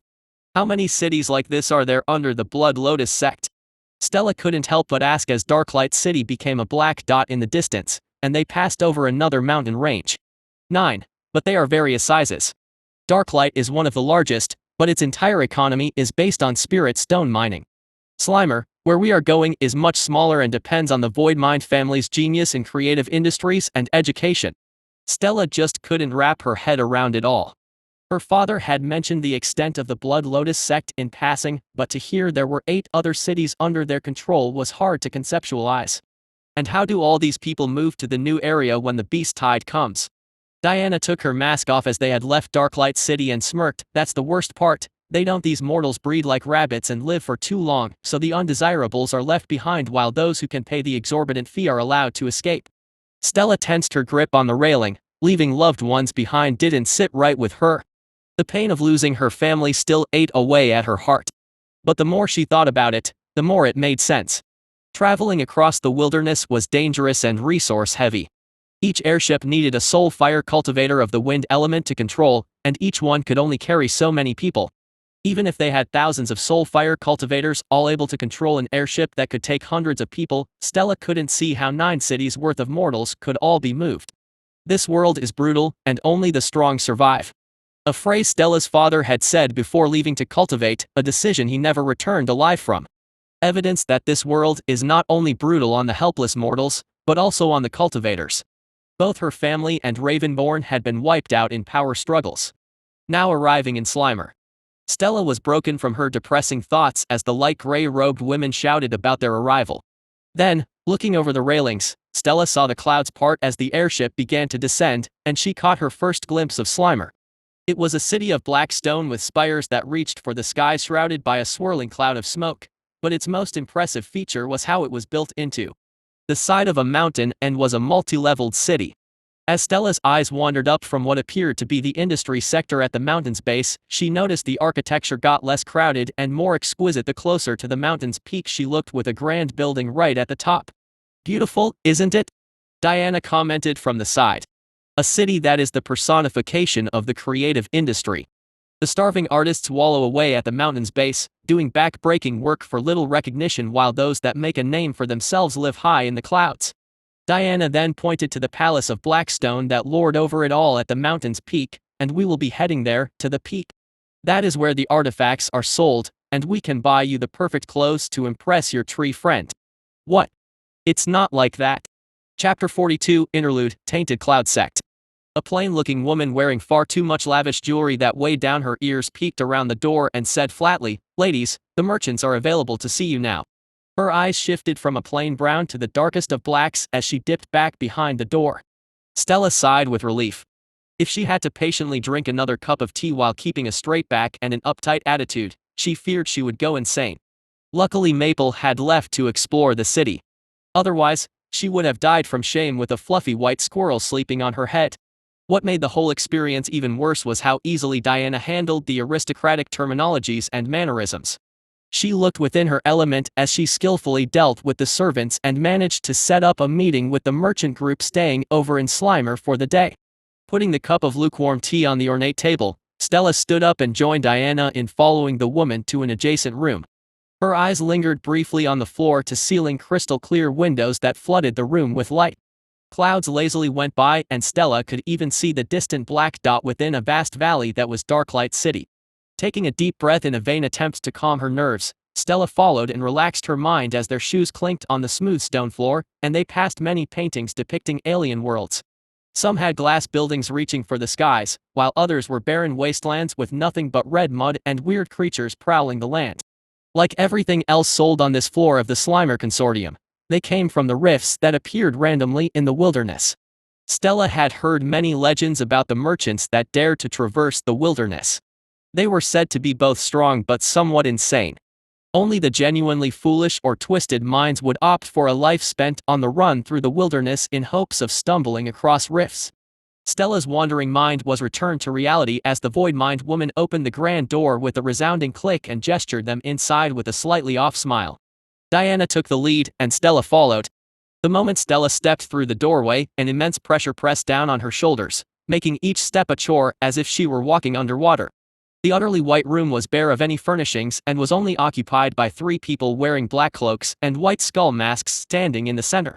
It was impossible to tell their genders or ages until the one in the middle of the 3 spoke. "My name is Nox, and we are merchants hailing from the Tainted Cloud Sect west of here." Her voice was feminine but had a gruffness that put Stella even further on edge. Lady Voidmind informed us you wish to conduct a trade? Nox's hand emerged from the folds of her black cloak. It was covered in vicious scars and calluses, likely from intensive training. However, the most shocking part was the many silver rings decorating her fingers. If Stella remembered correctly, they were superior spatial rings that could hold 10 times more than the standard golden spatial ring. Not a trade. Diana shook her head. A purchase. Although I can throw the clothes I currently wear into the deal, they are heavily used and tattered, so I would feel prudish to offer them to your esteemed selves. Stella swore. The pressure in the room increased a little, showing that at least one of them was a Star Core cultivator. Nox nodded. I see you wear artifact gear, so that is acceptable. What price range and item are you looking for? Weapon artifacts are naturally the most expensive. Just clothes, Diana replied, and Nox clicked her tongue. You brought us here just to purchase clothes? One of Nox's silver rings flashed, and the white room became filled with artifacts that floated around as if suspended by an invisible force. None of these tickle your fancy? We obtain many items from the rifts where we risk our lives to explore. Out of all, clothes are the most common. It will not have been worth our time to meet you here today if you only purchase clothes. Diana crossed her arms. Stop trying to force me into purchasing unnecessary things. Her gray eyes didn't wander as a captivating dagger floated past her nose. Instead, she was entirely focused on Nox's masked face. Nox stepped closer and loomed over Diana. She leaned down, her skull-masked face a mere inch from Diana's nose. Quite the silver tongue you have. Nox's face then tilted to the left, ignoring Diana. Instead, she looked directly at Stella, causing the blonde girl to gulp. Nox's hand drifted over from the folds in her cloak, and Stella could smell the woman's perfume. She was that close. Nox's hand slowly reached towards Stella's red maple earrings dangling from a black chain that Ash had gifted her all those years ago. I could forgive your insolence if you add these beauties to the trade. Nox whispered with a gentle voice with only a hint of gruffness. I can feel their otherworldly power. Stella reached up and grabbed the woman's arm, which made Nox pause. It was impossible to tell her expression due to the mask, but Stella could assume she was shocked. Don't touch them, Stella said flatly, an indescribable rage festering as she tightened her grip. She'd come here to get new clothes. If she ended up leaving without her earrings, she wouldn't be able to live with herself. They had been gifted to her at the darkest moment and allowed her to prevail into the woman she was today. Stella felt Nox push easily against her arm, and her fingers closed around the earrings, tugging on them slightly. Stella instantly activated the earrings' power as she glared at Nox's masked face. To everyone else's surprise, Stella effortlessly slapped Nox's hand away, and the towering woman took a quivering step back. Stella deactivated the earrings as quickly as possible to avoid using the power on anyone else. It wasn't ideal for displaying their power, especially to someone interested in them, but if Nox had taken them, what could she do to get them back? With the aura of despair gone, Nox naturally calmed down and retracted her hand. Interesting. Stella felt ready to run if that was even possible, but a light cough from the side of the room made her look over her shoulder at the lady from the Voidmind family. Merchants of Tainted Cloud. Attempting to rob a junior while conducting business will be noted against your record. I hope you can complete today's transaction without any more incidents. She smiled, but her abyssal eyes weren't making Nox take a few more steps back. Excuse me, Lady Voidmind. Nox bowed slightly. I let my curiosity about high-grade artifacts get the better of me. Then, breaking eye contact with Stella and returning her masked sights to Diana, Nox snapped her fingers, everything vanished, and the room became vacant. You want clothes? Let's get this deal done quickly and not waste any more of my team's precious time.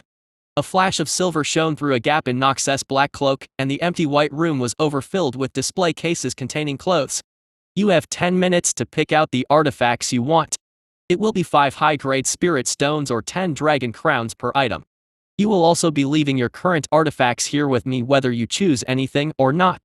Diana didn't wait to hear Nox out and was already dashing between the display cases, never spending more than 3 seconds looking at each item. Then, deciding it was the only way to escape Nox and because she also wanted to take a look, Stella joined Diana in searching through the display cases. However, the more she looked, the less thrilled Stella became. The clothes were all similar to the ones Diana had worn before, and she didn't feel the style would suit her. That was until she ran into a section with clothes that appeared similar to the ones she was used to. Just a bit more revealing. But to be fair, she had always worn black cloaks or dresses that covered her entire body, whereas these clothes were the opposite. Other than a black headband with a golden crescent moon that she could use to manage her hair better, the rest of the outfit was a white kunoichi with black trimmings. A short skirt with flaps would expose her thighs, but a fishnet helped obscure the gaps, and almost waist-high white stockings would keep her legs warm. It was perfect. Stella felt it would suit her perfectly. "Hey, Diana." The room was rather large, so Diana peeked her head over a stack of cases and shouted back, "What? Can you buy something for me?" Stella felt awkward admitting she was completely broke, but she had fed all the corpses she obtained to Ash, so she never had the opportunity to sell them. "I can pay you back." "No need." Diana ducked back down and Stella lost sight of her. "Pick whatever you want, and I'll buy it. I may be out of spirit stones, but I still have plenty of dragon crowns to spend." Stella had to remember that Diana had been the scion of one of the most wealthy families in the Blood Lotus sect. She may have been cut off from the family and lacked spirit stones to buy cultivator resources, but she still had plenty of mortal currency. Deciding not to waste Diana's generosity and her own time, Stella grabbed the clothes and dashed back to Nox. The women still terrified her and she feared she may go after her earrings, but what was she supposed to do? Stella decided the only way out of this situation was to act arrogant and put on a confident facade. "Lady Nox, do you have any spatial affinity scrolls for sale?" Stella had taken some from the library, but they were basic ones that were freely available and not guarded. Basically trash. The clothes were a great find, but she felt this trip would have been a waste if she couldn't find a way to further her cultivation with techniques. Nox seemed to shiver hearing her name called by Stella, but she answered in her usual gruff tone. "Hammond here might have some. He is a spatial affinity user as well." One of Nox's teammates stepped forward, and a hand larger than Stella's face emerged from the black cloak with only a stack of silver rings on his pinky finger. The lowest one flashed, and a scroll appeared in the man's waiting hand. "This one lets you create short-range portals." His voice was higher pitched than Stella expected, considering this hand size, but she bared with it. The man then added, "It's perfect for assassinating people. Just open a portal next to their head, shove a dagger through, and bam. Dead. Killed plenty of old acquaintances that way."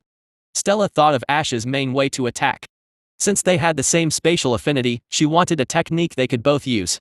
Could his black roots go through a portal and drag someone back to be eaten?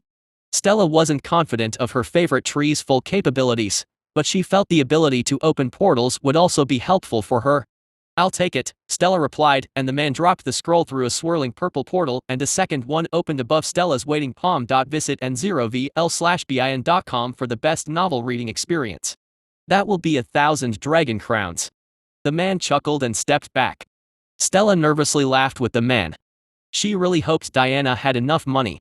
Chapter 43, A Quiet Life. Ashlock liked to pretend he'd fully embraced his life as a cultivating tree in a crazy world of immortal humans that could fly around on swords, but that was a lie. It was impossible to ignore the signs that had begun to fester, no matter how well his new body's biology attempted to mask the impending crisis in his consciousness. Read latest chapters at n/ovelbin.co/m. A human mind simply wasn't designed to be sealed inside an immovable form.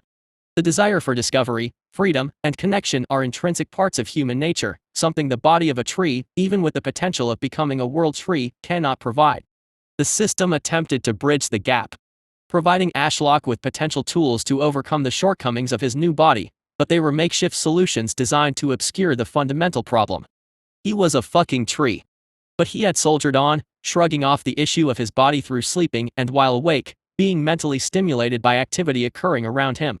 It was only in the stifling silence of the courtyard that Ashlock's mind had no choice but to wander and let the intrusive thoughts prevail. What if Stella and Diana never returned and nobody visited the courtyard ever again? Would he spend the next 1,000 years alone with the birds, surrounded by a decaying courtyard in disrepair? Watching the seasons endlessly go by with nothing but his thoughts to accompany him. Sure, he could summon things from alternate realms, but they were nothing but leashed monsters forced to carry out his every whim. They weren't companions nor friendly neighbors. They were nothing but slaves. It felt silly. He was a demonic tree, a consumer of the living to fuel his own rise to power. But for what? With nothing but his own thoughts, the question of, why does he truly want power, ping-ponged around his vacant and numb mind. The obvious answer was safety and security. To be able to protect himself from the threats of this world. That was a good goal, but also a selfish one. Ashlock hated it. Hated to admit he wanted power for more than just himself. Was it so wrong to shelter those weaker under one's canopy? Or did he want to provide protection in the hopes they wouldn't feel a need to leave him again? Was the innate desire to protect from his human mind or tree body? Sometimes Ashlock couldn't tell the blurring line between the two. What did other people with high cultivation in this world do? Ashlock wasn't sure, but there was an obvious draw to starting a family, house, sect, or kingdom. Was it a genuine want to share knowledge and continue a bloodline? Or was it an ego thing, the desire to rule over others and have people wait on your every word? Ashlock watched the clouds go lazily by. As his soul core hummed and chi harmoniously rose and fell between heaven and earth through his trunk.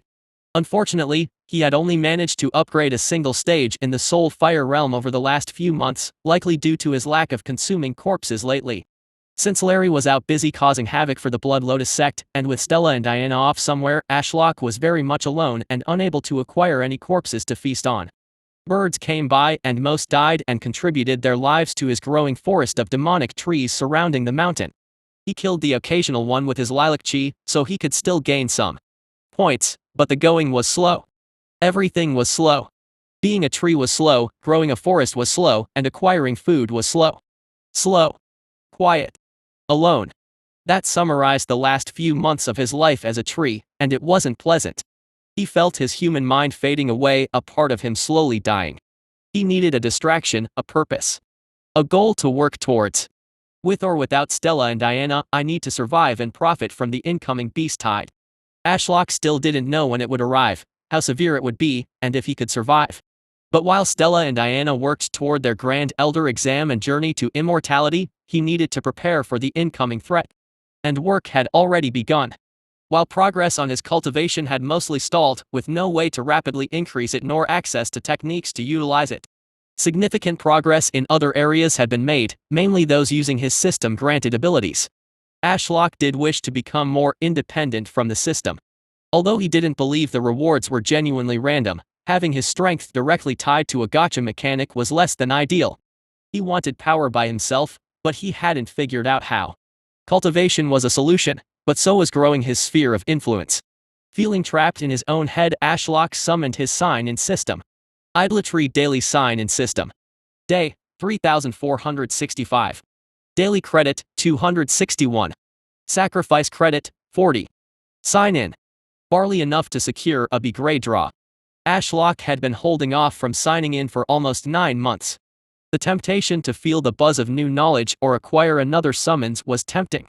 He hated to admit it, but few things in this world provided him as much of a rush as utilizing his golden finger in this world, the idolatry sign-in system. He knew it was a sham. A cleverly disguised way to motivate him to consume and forget his humanity. He didn't like killing, but he sure did enjoy the rewards that came after, which helped numb the guilt. His whole situation was like a cruel joke from a twisted god. Ashlock didn't even want to know who he offended in his previous life, or what supposed atrocities he may have committed in a past cycle to be granted this fate. Calm down, Ashlock spoke aloud to nobody except himself. Sometimes hearing his own voice helped drown out the intrusive thoughts. Focusing on meditation and sleeping were also solutions. Unfortunately, it was the peak of summer and the intense sunlight kept his mind abuzz, making shrugging off his problems difficult. Since he had been rather slothful lately, Ashlock decided to busy himself by doing a round of checks. As his body now covered such a vast area, keeping tabs on everything required a conscious effort. It's like my entire body is numb, and until I feel explicit pain or am alerted to something, I have no idea what is going on. Luckily, with how slow everything happened, Ashlock had little need to do checkups that often. His branches had grown alongside a few added meters in height. He now fully towered over the central courtyard, with his branches drooping in various fruit, spreading out and shadowing the other courtyards. 3 birds were feasting on his fruit, and to Ashlock's annoyance, 2 of them had sussed out the poisonous yellow ones. At least one will give birth to another demonic tree in an hour or so. There was something truly nefarious about knowing a life form had unknowingly sealed its fate. But overall, nothing of note was occurring on the surface. It was just another quiet day. The only thing of mild interest was his new glow in the dark mushrooms that sprouted between the cracks in the runic formation. The magic truffle that would help upgrade Stella's spirit root was also halfway grown. However, Ashlock hadn't played around with his new magic mushroom production all that much. It was costly to make mushrooms even with such minor effects, and he wanted to focus on progressing his cultivation. Casting Eye of the Tree God, Ashlock's vision left his prison of a body and floated high in the sky. Darklight City loomed in the far distance like a black splodge on an otherwise scenic view. With his third stage in the Soul Fire realm, he could now see more of the city than ever. It had served for some decent entertainment, but a person could only listen in on mundane conversations and witness bar fights so many times before it got old. Ashlock had noticed that people in the world acted with humble attitudes. Conversations never diverged far from talking about the weather, how the rice fields were doing, and what neighbor had recently given birth. That last point had seemed odd, but the more he listened, the more Ashlock realized the true extent of the difference between this new world and Earth. Here, giving birth to 2 kids at once was considered normal and triplets were ideal.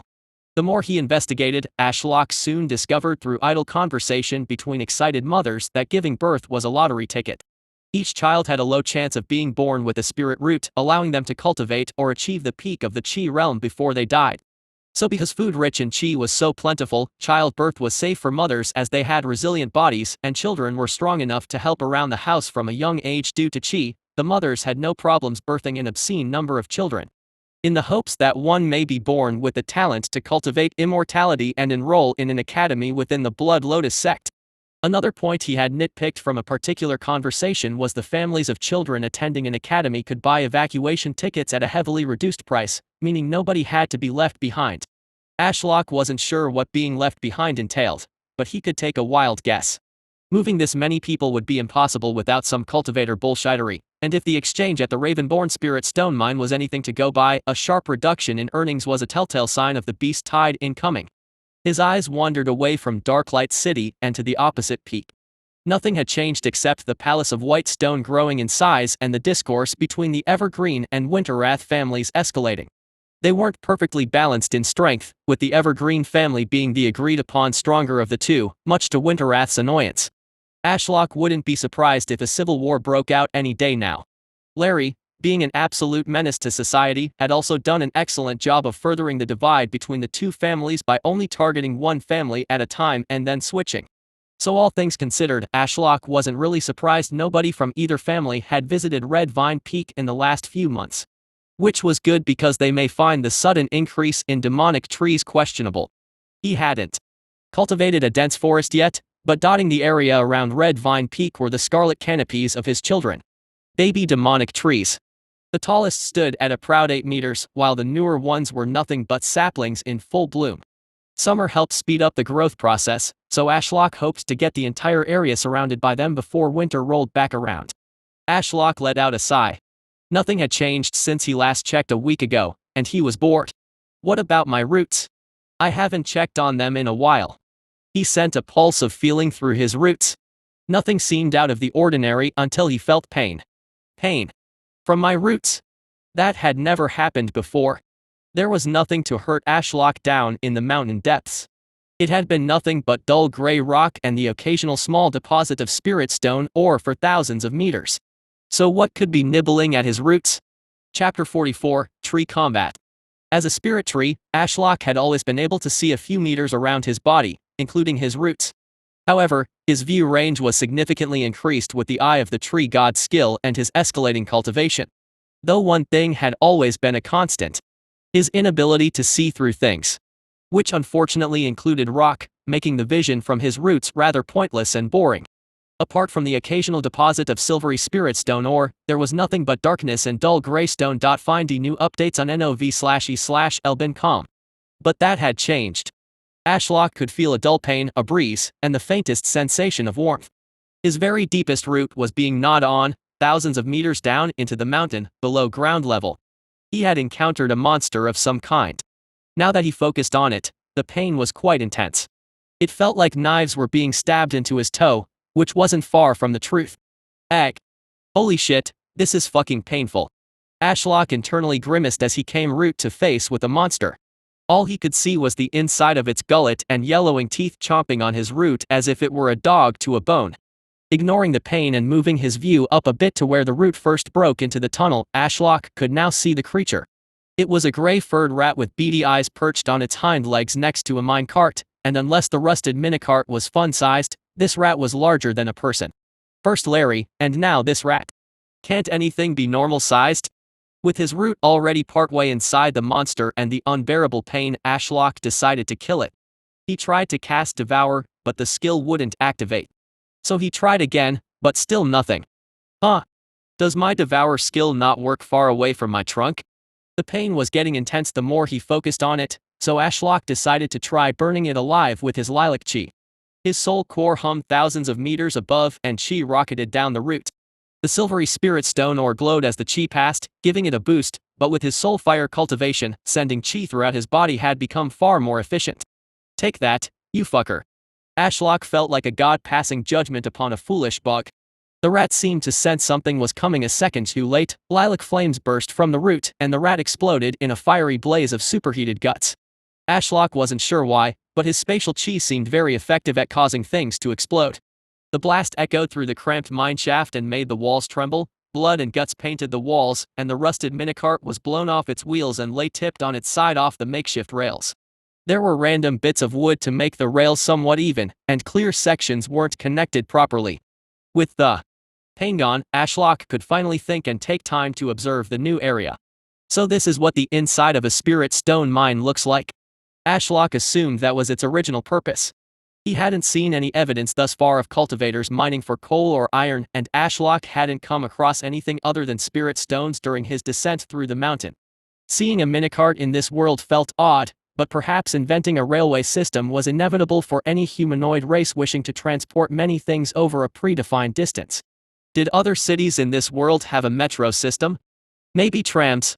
It was a funny thought, but the mortals of this world did need a way to get around, even with their increased strength and endurance due to chi. If a railway could exist down here, Ashlock found it hard to believe it never crossed the mind of anyone to put them in cities. So why wasn't a railway constructed on the staircase up to the Reborn peak to carry building materials?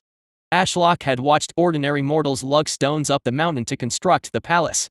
Is iron expensive in this world? Or the cultivators just like to see the mortals struggle? Do the mortals have spatial rings? Ashlock hummed, or is it because of the beast tides?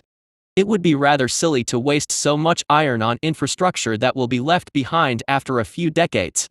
A weird scraping sound like nails on a chalkboard broke Ashlock from his wandering thoughts.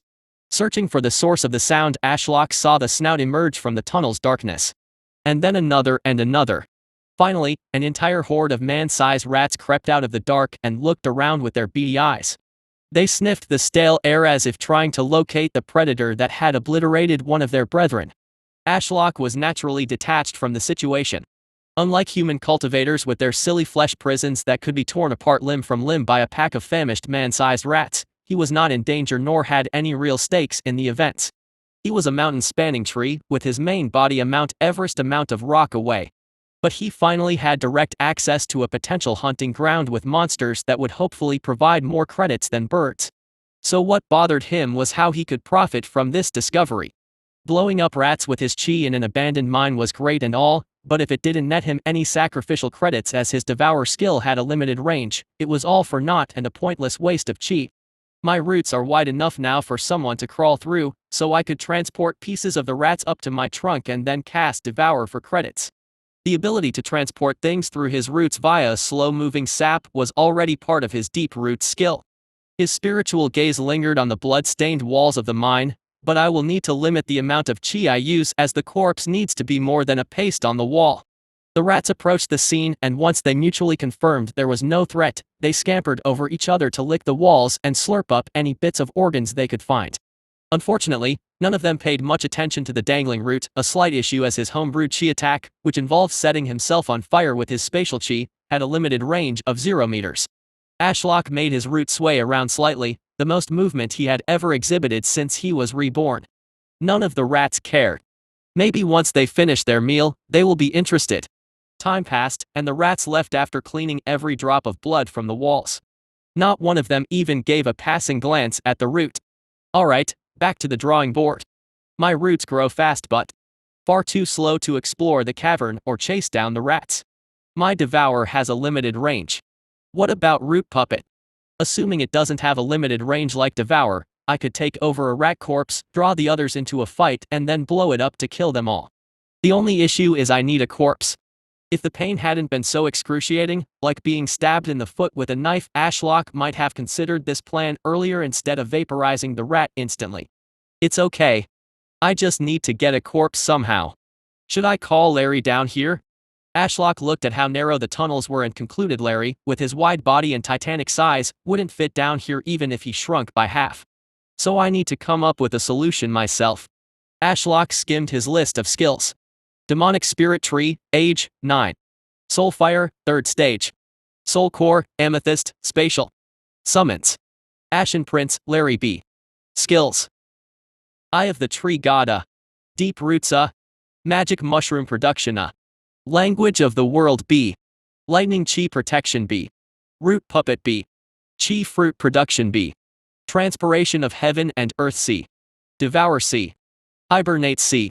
Fire Chi Resistance C. Basic Poison Resistance F. Ashlock groaned as he realized the only skill that could help him here. It just had to be fucking mushrooms, didn't it? So, in a world of mountain-splitting sword attacks and Dao manipulation, I will defeat this newfound foe with the power of magic mushrooms. How heroic. It was silly but perfect for the situation. Ashlock's mushrooms could grow anywhere his roots were, and the dangling root from the ceiling of a mineshaft was no different. Summoning the menu, he scrolled through the hundreds of options. I don't want to give the rats divine inspiration nor poison them. If anything, I want to make the tastiest and most fragrant mushroom of all time. Making a mushroom that released poisonous spores would be a waste of chi when he could make a cheap and tasty one and bait the rats to try and eat the mushroom from the harmless root. Ashlock hit the create button after also adding a slight glowing effect for maximum exposure. In real time, he watched white dots like warts appear all over the black root, and he also commanded his root to slowly continue into the tunnel and grow along the walls. These rats will be like a moth to a flame. Diana. Was this always here? Stella paused in her tracks. Red Vine Peak loomed ahead, dominating the skyline with its majesty. A poorly maintained dirt path overgrown with weeds winded through a lush forest of evergreen trees surrounding its base. The overwhelming amount of green made the scarlet-leaved tree at the forest entrance stand out like a sore thumb. Oh, by the immortal lords, it's multiplying. Diana deadpanned at the tree, which seemed almost identical to Ashlock. She then rubbed her temple and sighed, didn't we leave for half a year? What nonsense has that tree got up to now? Stella ignored Diana and rushed toward the tree with childlike curiosity. Ash, is that you? She called as she approached its trunk. The soil around the small tree had an acidic smell, red berries the size of one's thumb danged from its branches in clusters, and a half-dissolved maggot-infested corpse of a small rodent lay near its trunk. Scrunching up her nose, Stella placed a hand on the tree's bark and tried to feel for the presence of chi. Her eyes lit up when she felt the slightest tingle, but it was far below Ash's cultivation level. Diana came up beside Stella and also placed a hand on the trunk. Then a moment later, she stepped back and shrugged. Seems like an average demonic sapling to me. Not cultivated much yet, likely only consumed. A few corpses. Stella also stepped away with a frown, the tingling sensation of chi leaving her fingertips. Just a random demonic tree, then? Perhaps. I honestly have no clue. Never seen a demonic tree grow around here as they are usually chopped down. Diana tapped her chin as she looked around. We can just ask Ashlock about it when we get back. Stella nodded, and the two continued down the path, oblivious to the monster lurking overhead and watching their every move. Chapter 45 Ashlock's Betrayal. Swarms of flies angrily buzzed around in the warm summer air, and the nauseating smell of decay and damp acidic soil tickled Stella's nose. She had walked this same path a few times throughout her life, and it had almost always been the same. Fresh air, a beautiful forest of vibrant green, and the chirp of birds. Somehow in just half a year, it had devolved into this, a graveyard masked by nature. Stella furrowed her brows as she walked past yet another demonic tree, this one taller and surrounded by more corpses than the last. And it was not alone, as there were 5 more up ahead. They were dotted around, nestled between clusters of evergreen trees. Stella could see signs of rot plaguing the evergreen trees surrounding the demonic ones. Their lush leaves were drooping and losing their color, some even withering away completely. A slow death. Approaching one evergreen tree stuck between two demonic tree saplings, Stella noticed the soil became a viscous mud that clung to her shoe. She feared getting her new white clothes dirty, so she stepped back.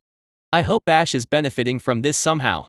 Stella frowned and scrunched her nose in disgust from the putrid smell as she looked at the mud. I dislike how the gorgeous scenery around here has been ruined. It almost reminds me of the wilderness with all the death. Diana nodded. I agree. I have seen groves of demonic trees like this before. Eventually, the wildlife moves away or dies out and the demonic trees decay from a lack of food. Stella kept walking through the dying forest with a sense of dread. Had Ash changed, or was this always part of his nature? With their barrier in communication, Stella could only derive so much meaning from his actions. But hopefully, that was set to change. With the ancient runic language crammed into her head, some of her questions may finally get answered. Shaking her head, lightning and purple chi flared to life.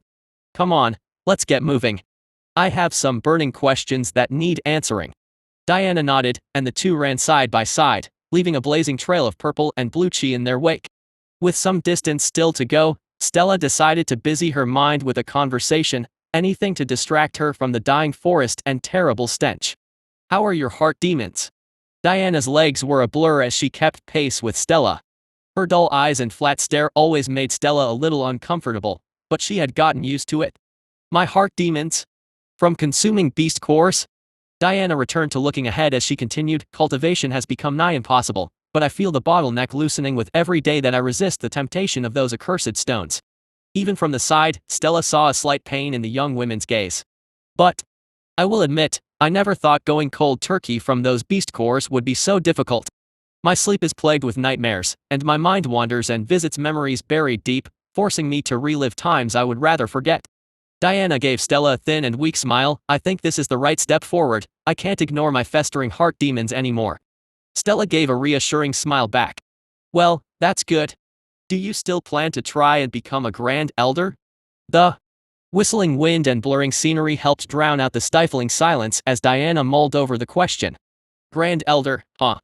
You know, the more I think about it, the more I despise the idea.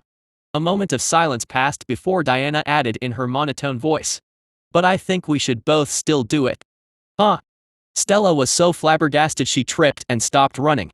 Why in the 9 realms of hell would she want to become a Grand Elder and serve the Patriarch, the man who wishes to create a pill in her stomach and use her life force and cultivation as fuel before discarding her dead corpse for the dogs? Well, if Ashlock has a way to keep us safe from the beast tide, are you fine with me staying behind with you and that gluttonous tree? Diana was looking at Stella, but the blonde girl kept looking ahead, refusing to answer. Thoughts rushed through Stella's mind. The idea was not bad, but did she trust Diana enough? Maybe. She eventually answered and offered an awkward smile. Diana looked away, her face emotionless and impossible to read. What is your plan for when the beast tide passes? Her tone was serious. Although this land is less valuable now, smaller demonic sects looking to relocate after the beast tide will come to seize this land. Stella didn't know that was a possibility, but the more she thought about it, the more it made sense. If the massive demonic sects like Blood Lotus were to relocate, they first needed to identify a place to move, one far enough out of the path of the incoming beast tide. Those smaller demonic sects didn't have a chance of competing with the large sects for the limited places that were both close enough to move to and far enough away to steer clear of the beast tide. What's your point? You will need people. Diana saw Stella's doubt written all over her face. If it's just you and Ashlock, alone on a mountain peak, how will you fight off hundreds of small-time demonic cultivators? Once you are in the Star Core realm, you will be stronger than almost all of them, but they can just wear you out slowly and strike at a moment when you are at your weakest. Stella nodded as the wind whipped her hair around. Everything Diana said made sense. What does this have to do with becoming a Grand Elder, though? Truth be told, Stella knew little about the sect and her surroundings. With nobody sticking around to teach her from a young age, she was left alone to figure things out. The Grand Elders get to select disciples from the mortals found to have a spiritual root and talent for cultivation. You could round some up and kickstart your own demonic sect. Diana was cut off as the trees rustled, and something massive shot past overhead in a blur, even faster than them. The exit to the forest was just up ahead, but it darkened as something titanic blocked the way. Stella and Diana halted a few meters away from the looming threat in a cloud of dust, flashes of gold accompanied daggers materializing in both of their hands due to the environment. Swords would be a poor choice in a dense forest with low-hanging branches in the way. As the dust cleared and sunlight trickled through the canopy, the enemy became illuminated. It was an all-too-familiar spider. Its legs looked like spindly trees, and dinner plate-sized scarlet eyes stared them down. There was a sickening crunch as the behemoth bit down on the animal corpse dangling in its maw, and blood dripped from its fangs. Diana gulped, her dull eyes appraising the monster. Isn't this Ashlock's pet? Has it come to kill us? Every muscle in Stella's body tensed, including her heart. She felt fear, but worse of all, betrayal. With them gone, had Ash decided it was time to dispose of those that knew his darkest secret. The fact he wasn't a simple demonic tree, but rather the next world's tree. Her knuckles turned white as the grip on her dagger tightened, the very same wooden handle she had been gifted as a child by Ash. The spider, a creature that had crawled through a rift from another realm to serve its master, stayed motionless, blocking the path while munching on its food. A silk sack, likely full of bodies, was secured on its back. Moments passed and nothing happened. It's not attacking. Diana's stance didn't change, but her posture relaxed slightly. Does the tree not want to kill us? Instantly, the spider moved, it lowered to the ground as if ready to pounce. Oh no, blue flames shrouded Diana, and she dived to the side. Stella just stood rooted in place, glaring at the abomination. The spider flew up into the tree canopy in a whoosh of air and vanished from their sight. Branches and leaves tumbled to the ground in a cloud of splinters, and flies swarmed after the corpse's distant scent. Diana stumbled slightly but kept her eyes glued to the dense canopy overhead. Apart from the buzzing of flies and distant chirps of birds, there was the sound of wood creaking, but the noise was moving further and further away. The spider was leaving. Stella wiped her sweat-soaked hair from her face with a shaking hand. Her breath was chaotic, and her knees felt weak. Not only had the monster been terrifying, but it was the implications. Had the spider attacked and slaughtered them in cold blood? Was it Ash's fault, or was the spider acting autonomously and simply deemed them a threat or a tasty snack? The demonic tree surrounded by skeletons and half-eaten corpses and the appearance of Ash's pet executioner all pointed to worrying signs. Had Ash finally decided, or become able, to take an active role in this world? Would he even need her now? Stella's finger twitched, a terrifying thought crossing her mind. Could she even win if she needed to fight to take back Red Vine Peak from Ash? Ash was a tree, one that had displayed some capabilities in combat with the Black Vines. But his true strength lay in his spirit beasts. Like most powerful spirit trees out in the wilderness, Ash utilized the strength of contracted beasts to do its bidding and protect him. There was an urge to leave, turn tail and run, just on the off chance her wild theories turned out to be true. Stella didn't want to confront Ash and discover the tree had turned against her. Surely their bond was deeper than that. Right. She let out a deep, long breath while closing her eyes. Her nerves washed away, and a grim determination rose up. You okay? Stella felt a hand on her shoulder, and looking back, she saw Diana's dull eyes showing a hint of concern. I'm fine. Stella hated how shaky her voice was. Just give me a second to collect my thoughts. A while passed, and the spider didn't return. Nothing was obscuring their path to the mountain's peak, which had transitioned from a warm home to daunting and hostile in Stella's mind. Ashlock was having a fantastic week. Ever since discovering the abandoned Spirit Stone mine, his mind had been racing with ideas that distracted him from the stifling loneliness. It had given him a focus, like a mini-game. For the birds, he had already ironed out a system that had been working so far and required little input. He produced a set group of fruits of various colors and randomly assigned them the poison and demonic tree seeds. Unlike an ordinary tree, which wouldn't have the intelligence or capabilities to randomly switch which fruit contained the poison, he did. It worked like a charm but was so damn dull. Watching birds die was only fun the first 100 times. Whereas the mineshaft was an active warzone. Rat versus tree. The mushrooms had worked like a charm, and the stupid rats fell for it every time. Sure. There wasn't action all the time, just like now. But by paying half attention, whenever he felt something step on the roots coating the mineshaft floor, he would send a surge of chi down his root and turn the tunnel into a furnace of lilac flames. The lovely cooked bits of rat would then be brought up his roots via the sap conveyor belt. However, something had been bothering him. Where was the darn entrance to this place? He inspected every nook and cranny of the mountain with his eye of the tree god skill. After searching the entire mountain 5 times, Ashlock was ready to conclude it had been cleverly sealed up, likely to prevent the rats from escaping and terrorizing the villagers nearby. But as Ashlock looked past the forest surrounding the mountain, he saw two figures crest the ridge. Their clothes had changed since he last saw them, but he could recognize that blonde hair and cheery smile anywhere. Updated from no/v/e/lbinco/m. Once again, the passing of time felt surreal.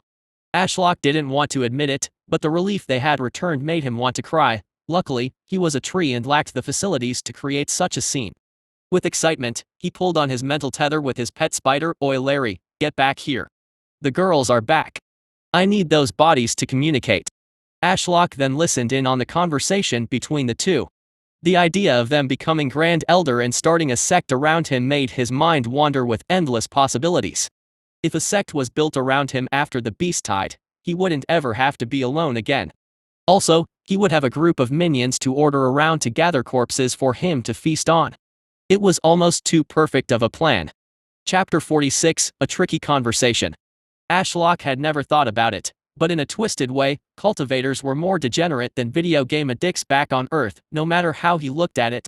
If you remove the context and danger of the world, cultivators were junkies that refused to eat or sleep in favor of chasing the high of immortality. The trashed, overgrown, and in disrepair pavilion was a perfect example. Without hundreds of housekeepers tending to a cultivator's needs, they allowed their surroundings to mirror their non-existent attentiveness to self-care. It was easy to look at Stella or Diana and see a human. They walked and talked like one, but that is where the similarities ended, and the mysteries of their biology began. It was so alien due to the presence of chi that they would baffle scientists worldwide back on Earth. They could survive weeks without food or water.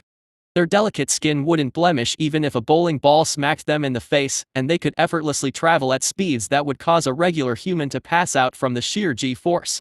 Stella and Diana shot up the mountain as balls of fire with enough speed to cause sonic booms that echoed throughout the peaks, causing birds to flee by the dozen. Literal fire twisted by a physical manifestation of their soul gushed out their skin and empowered them beyond what should be possible. They were the peak of human evolution. Superhumans on the edge of demigod status. The pair sheepishly entered the courtyard hesitantly for an unknown reason. They took every step carefully while scrutinizing their surroundings. Stella's eyes, in particular, scanned between his branches, and she tensed up when Larry's scarlet eyes peered through the dense canopy. Larry, back off. Ashlock ordered his pet spider. They are scared of you, but leave the corpses carefully on the ground. I need them in peak condition. Ashlock didn't know why, but the girls had also freaked out when they saw Larry back in the forest. Get your favorite novels at no/v/e/lbin.com. Stella had made her displeasure for Larry clear from the beginning, but to be terrified of him seemed unusual for cultivators of their caliber. The behemoth spider slowly crawled back, hiding from view, and the sack of corpses was carefully lowered to the ground by a silk thread. Ashlock had a lot of things to say, but he was unsure how to go about it. However, before Ashlock could even cast Root Puppet on the corpses, Stella stood defiantly before him. It took a moment, but she eventually gathered the courage to ask him a question. Ash, are we friends? They know my name. Ashlock was thrilled. Somehow they had translated his previous message, but why is she calling me Ash? Was there a mistranslation? Ashlock naturally flashed his lilac chi a single time to indicate yes. All the unusual tension in the air dissipated, and Stella relaxed, a smile blooming on her face. Phew. I was worried over nothing. With all the demonic trees sprouting up and Larry coming to meet us, I thought you had gone against us. Ashlock was baffled. What kind of leap of logic had occurred inside Stella's mind to come to that conclusion? All he was doing was spreading out his demonic trees to hopefully link up with them soon through his roots now that they had reached the mountain's base. In fact, he would have done that already if the mineshaft and rats hadn't distracted him. Anyway, I assume that's a sack of corpses, just like last time. Let's find a nice wall for you to write on. She looked around at the overgrown and half-destroyed courtyard. All of the white walls were obscured with vegetation and mold. Mushrooms sprouted through the cracks, and despite the midday sun, Stella squinted her eyes as she approached them. Are these glowing mushrooms? Seems so. Diana shrugged, never seen mushrooms grow this high up before. Okay, whatever, this all needs to go. Diana, can you clean this wall? Unfortunately, my spatial chi and lightning Dao don't assist much here. Diana rolled her eyes, sure. But this is a perfect example of why we need more people. Blue flames erupted from Diana's open palms and bathed the wall in its wrath. But to Ashlock's surprise, the fire morphed into something else entirely, a superheated mist. Meanwhile, Stella walked up to the bundle of silk and slashed it with her dagger. She reeled back in anticipation of the rancid smell of rotten corpses, but to her surprise, these are fresh. Ashlock hadn't been keeping tabs on his pet spider all that much, but he had to agree the corpses weren't even slightly decayed and, therefore, likely fresh. Had he nabbed them from a village on the way or something? Stella grabbed the one on the top, a woman with plain features. It was obvious how the woman died. Her mouth was filled to the brim with ash, and there was a sizable hole through her stomach as if one of Larry's legs had impaled her. "Hey Ash, is this corpse good?" Ashlock didn't know how he felt about Stella calling him Ash. If anything, he preferred the name Tree. It felt more endearing to him due to its history. They grow up so fast. It felt like only yesterday that Stella hugged me happily, saying Tree over and over again until I dropped fruit on her head to shut her up. "Ash, are you listening to me?" "Oh shit." Ashlock flashed his chi once more to indicate yes. Why is communication so tiresome? Ashlock sighed as he watched Stella drag the corpse to the newly cleaned wall. Diana stepped back and admired her handiwork as the steam dissipated in the violent mountain winds. The mushrooms Ashlock had cultivated to lighten up the place were gone, and so were the overgrown weeds that had sprouted from the cracks. A shame, but he preferred the now clean wall. It would be his canvas for communication. As Stella stared blankly at the wall with her jaw moving as if on the edge of forming words but not quite there, Ashlock cast Root Puppet on the female corpse. The process still creeped him out, especially since he could feel every millimeter of the woman's flesh from the inside out. The body shuddered as it shakily stood up with the support of the wall. Ashlock noted the puppet's lack of a soul core. TSK. Late stage of the Chi realm, this corpse won't last long. He made the corpse frantically gesture to the wall. "Okay, a simple question first," Stella said as she crossed her arms and eyed the corpse. Ashlock waited, and Stella took a deep breath. "What are you?" The corpse stood utterly motionless. How is that a simple question? Ashlock wanted to shout. To be fair, for most things in the universe, that was a simple question. But he was a tree with a unique backstory that made answering such a question tricky. What was he supposed to say? They seemed to think he would become the future world tree, but nothing in his status explicitly said he was anything but a demonic spirit tree with a magic system from God knows where. But even calling himself a demonic tree was a stretch. Ashlock had observed the ones he had fathered, and they all naturally turned the soil acidic and bore poisonous berries. Two things he had never done in his 9 years as a tree. So if he wasn't a world tree, nor a typical demonic tree, what was he? Human. The thought of still identifying as a human felt wrong. He no longer had human desires such as accumulating wealth or chasing after jade beauties. And it was not only a mindset shift but a biological one too. Ashlock didn't feel even an ounce of lust for anything, only a love for nature and a desire to protect those he cared about. While an immense hunger to devour corpses festered in the back of his mind, he also enjoyed poisoning birds to spread his seed. He may operate on human logic, but his emotions, all dulled. People could be gutted before him, and he wouldn't feel a thing. Only a few emotions still had much effect, such as crippling loneliness. Ashlock made his decision, and the corpse approached the wall. Biting off the end of her finger, the corpse got to work writing out a message in squiggly lines before bursting into lilac flames. Stella kicked the flaming corpse to the side and scrutinized the words with her hands on her hips. The language Ashlock wrote wasn't English. He thought in English and intended to write in English, but the result was apparently some ancient runic language that looked very different from the letters he remembered from Earth. Must be my language of the world's skill interfering. If it upgrades to a grade, would it give me access to more written languages? Stella sat on the floor. Her golden ring flashed, and papers covered in scribbles encircled her. What does it say? Diana stood behind Stella and asked over her shoulder while looking at the paper in her hand. I don't know. What was the point of you spending so many months learning it if you can't understand? No, Diana. Stella cut her off and pointed at the wall. It literally translates to I don't know. Diana tilted her head in confusion. Ashlock doesn't know what he is. Stella nodded. Diana turned around and appraised the tree. Would a world tree know it's a world tree? I don't know, and clearly, neither does Ash. Stella huffed to herself and massaged her temples. A while passed before she apparently decided on the next question. Ash, what is your goal? Ashlock was starting to wish he'd never attempted communication. Conversations with mouths were Easy, the words just rolled right off the tongue, but this reminded Ashlock of when he tried texting his crush in university. He had to carefully think about every word. He felt as if he was staring at a blank text box with a flashing cursor, taunting him for his hesitation. What was his goal? Another tricky question, but at least he had some viable answers to pick from. He had many plans. Devour the strong, obtain more sacrificial credits, upgrade and unlock more skills, acquire new summons, and have Larry evolve to A and then S rank. Transcend this world, become the next world tree, and lord over all creation. And never be alone again. Was there a single sentence? A compact phrase to describe his insatiable greed for power and desire to grow while consuming all possible resources. All while being surrounded by people to help him along the way? Ashlock looked at the two women, the desolate pavilion fit to house thousands, the empty training courtyard, and the beautiful surroundings. This would be his home for a long time to come.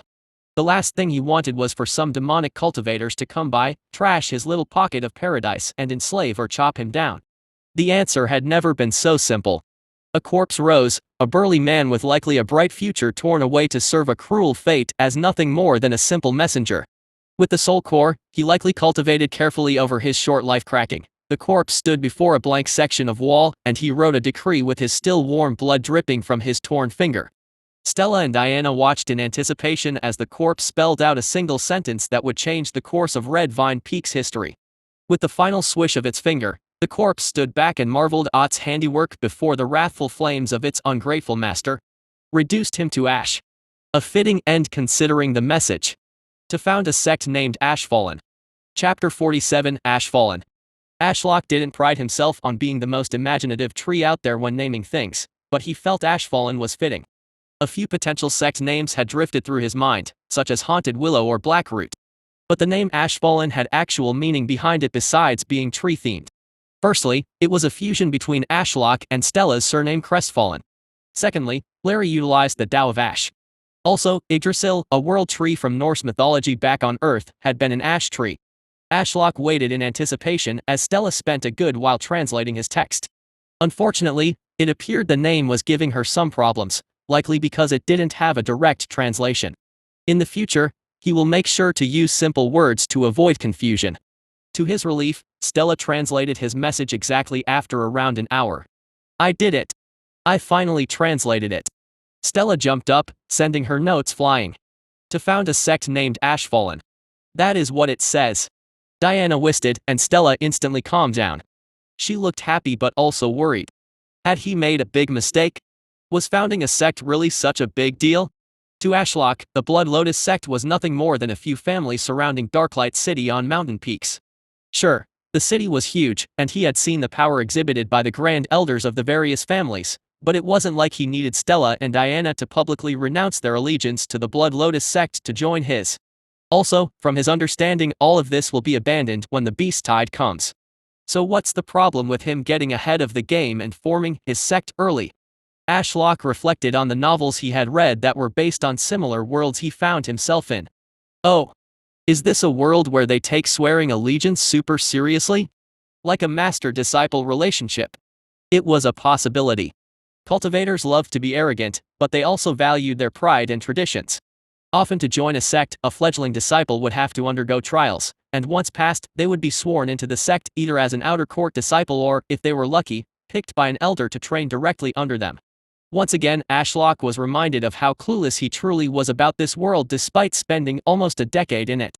But now he had the opportunity to ask and learn. Knowledge is power, and he needed all the strength he could get. Ash, do you want Diana to be part of your sect? Ashlock saw Stella standing below his trunk, and Diana was standing back near the wall.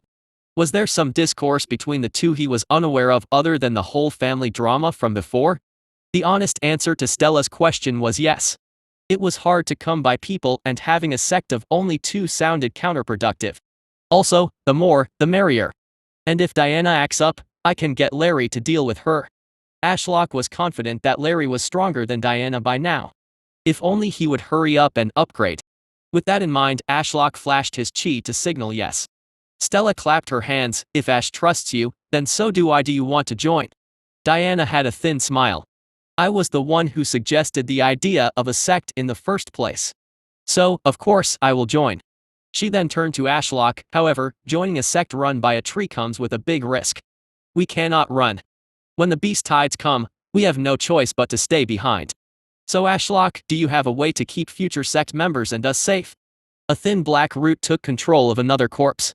It walked to the wall and wrote an answer, which was quick and easy for Stella to decipher after kicking the flaming corpse to the side. Ashlock says he needs more information about the beast tides. Ashlock was actually surprised Stella managed to translate his words. Were beast tides present when the ancient runic language was still in use? Diana decided to take on the burden of answering. She awkwardly walked up to Ashlock as if he would struggle to hear her and didn't know exactly where to look. To be fair, it was like talking to a wall. Ashlock had no eyes or mouth for the other person to focus on, just a black trunk that was a few meters wide. N-New and 0vel chapters are published on N0v/e/lbi&co/m. Awkwardly clearing her throat, Diana began her explanation. The beast tide is simply a byproduct of the world's ley lines. Diana pointed to the ground. Running under this sect is a pathway for the world's chi. It is why the spirit stones form here deep underground. Ashlock had heard of ley lines before in fiction. They were basically the veins of the planet and where the chi was concentrated. Cultivators often fought to build their sects along or on top of these ley lines, where the most chi was released for cultivation. Could I get my roots to go down and latch onto the ley line directly? Ashlock's non-existent eyes practically lit up. The small deposits of spirit stones had given him a good boost in his cultivation, so what would plugging himself directly into the world's chi supply do? Could he even handle it? Anyway, the ley lines sometimes converge and pass over one another. These areas are highly sought after for the beasts that wish to endlessly cultivate and evolve. In fact, the chi is said to be so strong in the area it forms a spiritual spring of chi. So these beasts like to converge as a group around these spiritual springs, which appear where the ley lines cross. But that doesn't explain why there are beast tides. However, if too many beasts go to one spiritual spring, it depletes and then takes between 40 and 100 years to replenish. Diana pointed into the distance. Let's say there's a spiritual spring in the far north. Millions of beasts went there, fought each other, and became stronger. The weaker beasts then have no choice but to leave, so they all race to the next spiritual spring as it replenishes, which might be south of here. Still doesn't explain why they all come as a massive horde in a wave. Wouldn't the monsters leave in smaller groups? The distance between the spiritual springs is usually massive, and the spirit beasts cultivate and survive off chi, so they prefer to run along ley lines. Diana gestured to Darklight City. The only problem with that is us cultivators decided to build along these ley lines, so the beasts with some level of intelligence choose to travel all at once instead of being picked off one by one. Okay, now it was starting to make sense. To recap, the beast tide is a collection of intelligent beasts wanting to move from one good cultivating location to another. And they had the intelligence to realize their strength in numbers when crossing the cultivator-infested wilderness. To the beasts, they had to fight not only each other but also random groups of cultivators, so traveling the wilderness would be even more dangerous for a beast than a merchant group. The good news is these beast tides are easy to see years in advance and almost always follow predefined paths.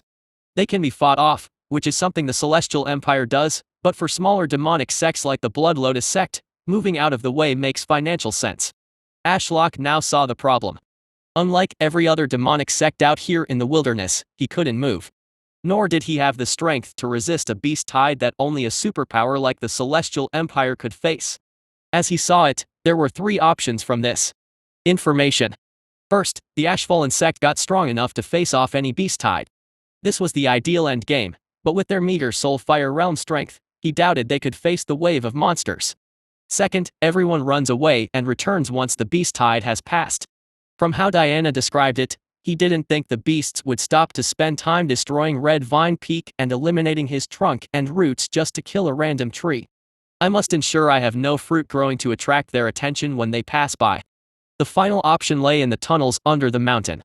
Ashlock wasn't sure why everyone didn't just hide underground. Luckily, he could now have his questions answered. He took control of a corpse once more and wrote his question on the wall. Why don't people hide underground? Stella helpfully translated, and Diana rubbed her chin. That is a tricky question to answer. The simple answer is they do, and a lot survive the beast tide passing. It's what comes after that usually kills them. All the fields will be ruined, and no cultivators will stay behind to protect the survivors from the stray beasts not heading to the spiritual spring. Diana looked up at Ashlock's scarlet leaves. With nobody to protect them, the helpless mortals die to starvation or beasts. If they are lucky, they might be enslaved by the other demonic cultivators who choose this land as their new sect location. So hiding underground was an option. It came with logistic issues, such as creating a space ample enough for people, keeping it safe from the beasts, and providing food. But possible. He could produce edible fruit and mushrooms with his skills, although obtaining water was still an issue. But those rats had to be getting water from somewhere. If there is a large cave with a stream running through it, we could use that for water after eliminating all the rats. Wait, are the rats edible? Ashlock used one of the last corpses in the bag to write his plan and then had the corpse frantically go over to one of his exposed roots and start shoveling at the soil with its hands. Stella quickly translated the message. Ashlock says for us to go underground. Underground? Diana raised a brow. How? We are thousands of meters above ground. Her gaze landed on the corpse, frantically digging while its skin melted from lilac flames. Does Ashlock expect us to dig through the mountain? Diana kicked the corpse away and it exploded in midair, sending a wave of chi that was resisted by both of them, blocking with their own soul flames. With the corpse out of the way, Ashlock watched as Diana looked down into his hollowed-out root. He had drained this root's sap as it led all the way down through the mountain to the mine shaft below. Obviously, he still had a few roots filled with sap bringing up bits of rat that he had then been consuming with Devour over the last week. But in anticipation of wanting to get Stella's help, he had widened and drained this particular route.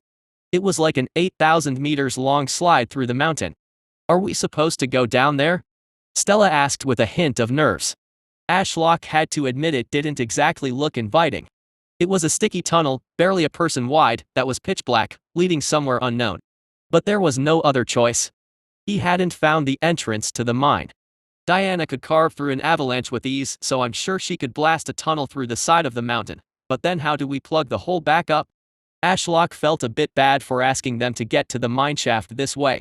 Maybe now would be the best time to sign in on the off chance it gave him something useful? He had been holding off for ages. Idolatry Daily Sign-In. System. Day, 3472. Daily Credit, 268. Sacrifice Credit, 103. Sign-In. Yes. Sign-in successful, 371 credits consumed. Unlocked to be Great Evolution, Demonic Eye. Evolution. Ashlock couldn't believe there was a new option. So he could evolve as well? Could typical spirit trees evolve? And what the hell was a demonic eye? Ashlock soon got his answer. He felt terrible pain, as if someone was pulling him apart from within. His chi became chaotic, and his trunk groaned as the bark splintered. Evolution in progress. 10%. Ashlock is doing something weird again. Diana shouted as she leapt back. Chapter 48, Affectionate Gaze. Diana jumped backward, but Stella decided to approach Ashlock with trepidation. Ash, are you okay? Hey. She could tell something was terribly wrong. The chi in the surrounding air trembled. A chaotic vortex formed that rustled Ash's scarlet leaves as if he were the eye of a great storm. Birds for miles took to the skies and cried to the heavens. Stella winced. She knew whatever was happening would cause unwanted attention from the nearby cultivators. She looked to the sky, but there was no crack in space with another terrifying monster crawling out from another plane of existence. So what was wrong? There was a deep groan of wood warping as splinters flew, and a hairline crack appeared on the black trunk. Was something trying to escape from within Ash? Her heart raced as the tree trunk suddenly split open like an accused maw, revealing a grotesque and eldritch eye that gazed upon her with alien intelligence and curiosity. Stella felt a chill run down her spine as she gazed into the depths of the eye and beheld a vision beyond human comprehension. Multitudes of eyes, both large and small, were engaged in a cyclical feast of consumption, one devouring the other in a nauseating display. The eyes were superimposed upon one another in a labyrinthine pattern that defied the limits of mortal understanding. The eye seemed to peer into the very essence of Stella's being as if daring her to look away. But she couldn't move, for she was frozen in terror and awe by the unspeakable horrors that lay within. The eyes seemed to grow and multiply, their pulsing movements drawing her deeper into a maelstrom of fear and madness. Stella screamed as she threw up, her voice echoing through the courtyard and mountain as she stumbled away from the accursed tree. The eldritch eye followed her every move, its malevolent gaze burning into her soul.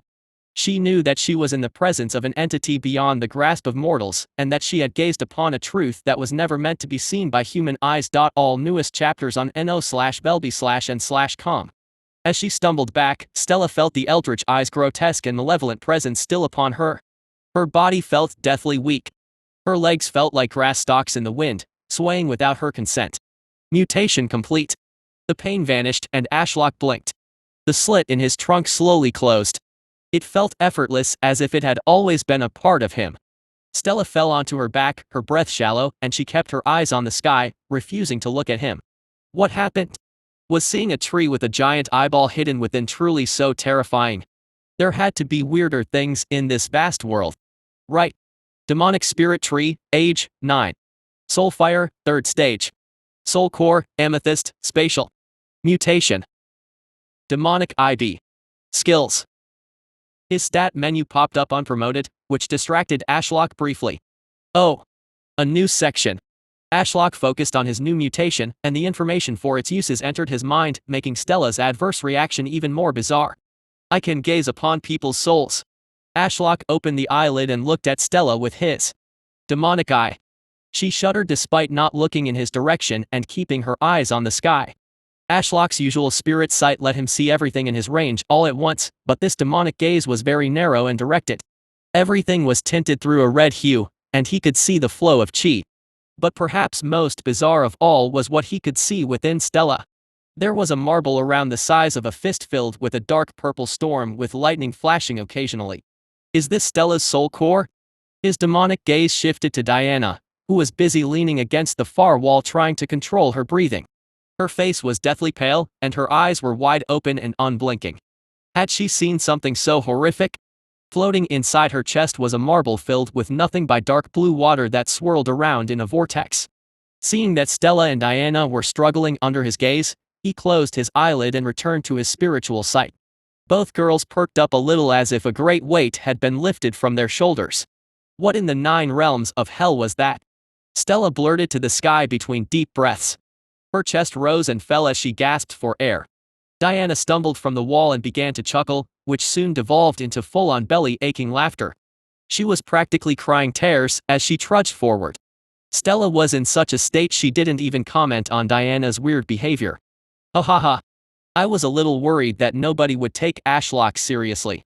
She straightened her back and wiped the cold sweat from her forehead, but if every new sect member saw whatever that was, nobody would question why a tree is a patriarch. She then let out a deep breath to calm her shaking breathing. Just whatever you do, don't show us that eye again, okay? Ashlock didn't see what the big deal was. To him, it just looked like a giant eye. Its color and details were constantly shifting, but it wasn't that horrifying to look at. If he could shrug, he would. He honestly didn't see the big deal, but if their reactions were anything to go by, a giant eyeball was enough to scare a soul fire cultivator to his extent. The girls were clearly adverse to him using his new mutation, but he still planned to utilize it in the future. The demonic eye lets me see a cultivator's element without them revealing their flames. I can also see if they have Tao comprehension, such as Stella's lightning. There had also been another important detail. The darkness of their flames was similar. I remember Diana mentioning she was in the 6th stage with a plain blue soul core and inferior spirit roots. So they should both have inferior spirit roots. Ashlock then thought about his own lilac flames. Stella and I share the same spatial element, but my soul flames are lilac rather than dark purple. Does that mean I have superior spiritual roots? On his status sheet, it only said Soul Fire, 3rd stage. Soul Core, Amethyst, Spatial. There was no mention of his spirit roots purity. If that impossibly perfect wooden stick I summoned was anything to go by, I wouldn't be surprised if I have perfect spirit roots. The system has to show off its superiority somehow.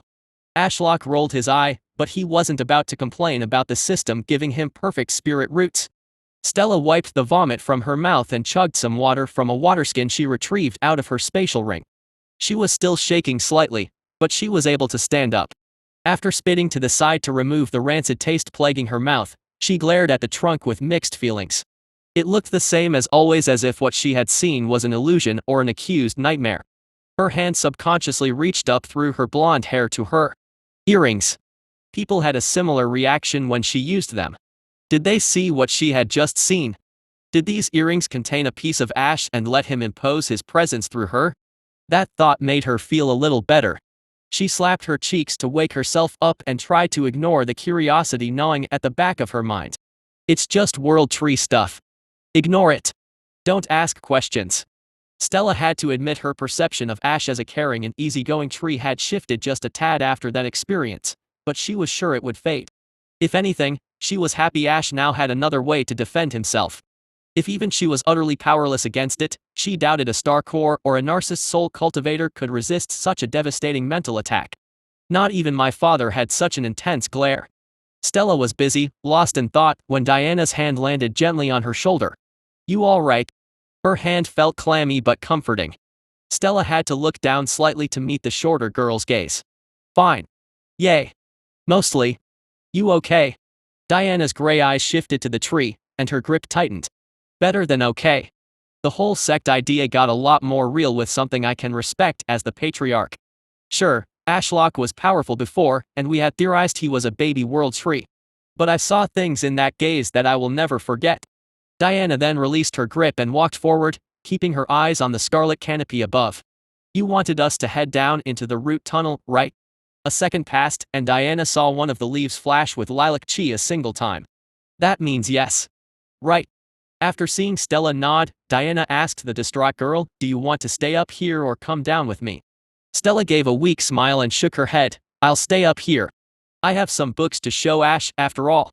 I suspect the portal technique we bought from the merchants back in Slimer will work wonders with his affectionate gaze.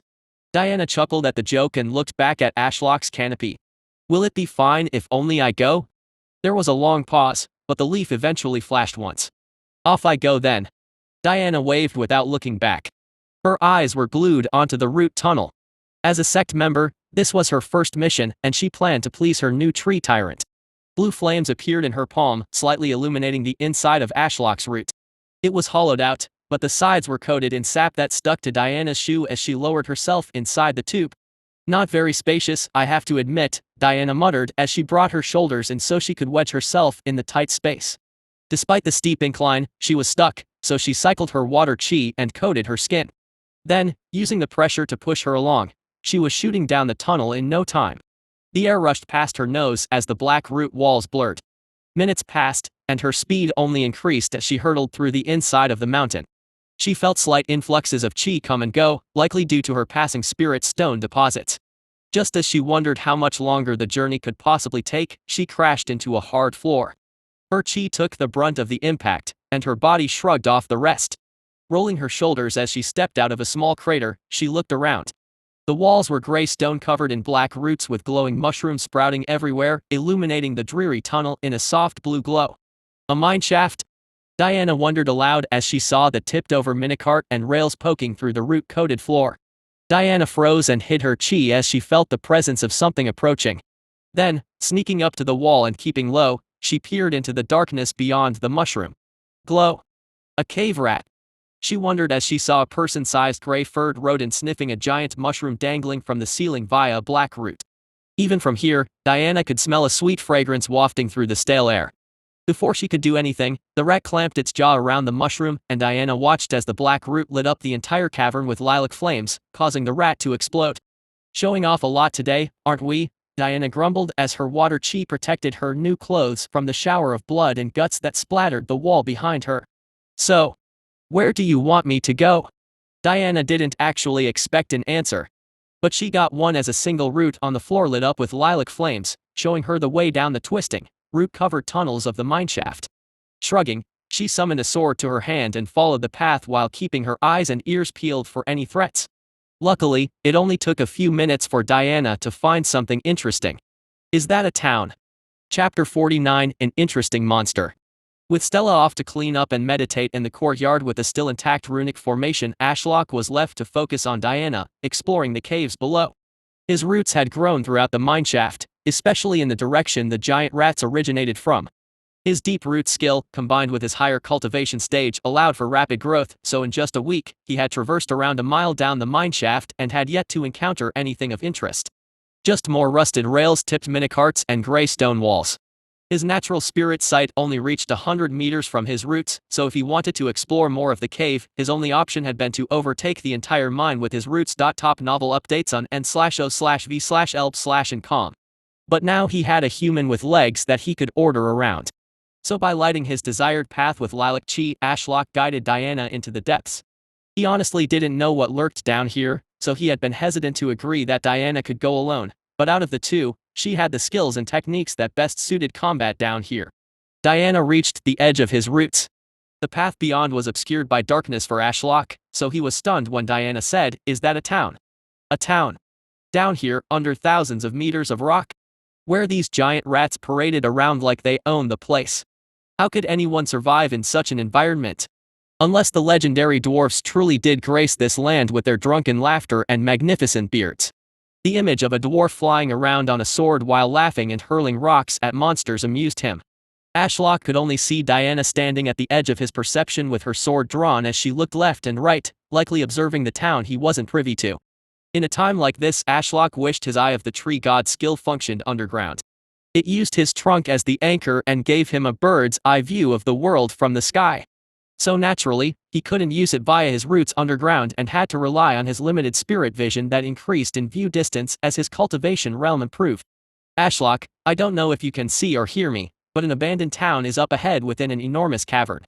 I can hear the sound of rushing water and the presence of those rat monsters." Blue flames then coated Diana's skin. She stepped forward and vanished from his sight. An abandoned town within a cavern, so Diana couldn't detect people other than the rats. That's a shame but also a relief.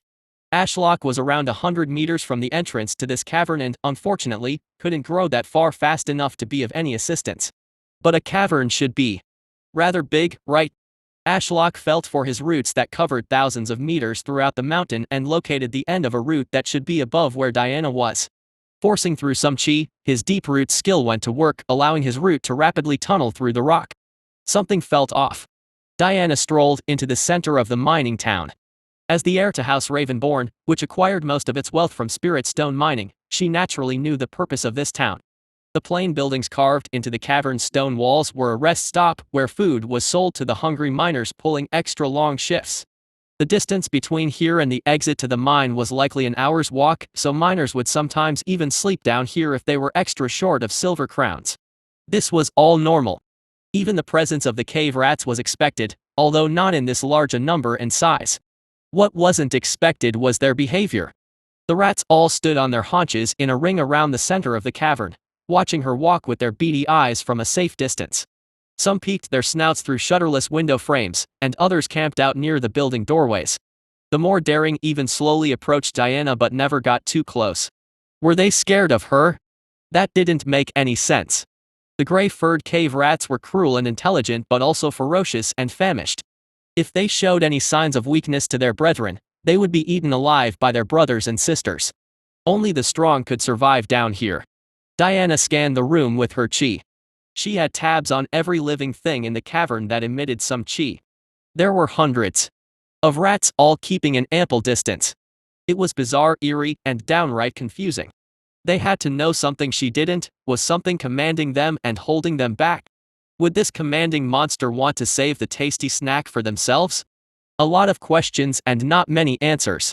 Diana tensed up, and her gaze briefly snapped to the cavern's ceiling as it trembled.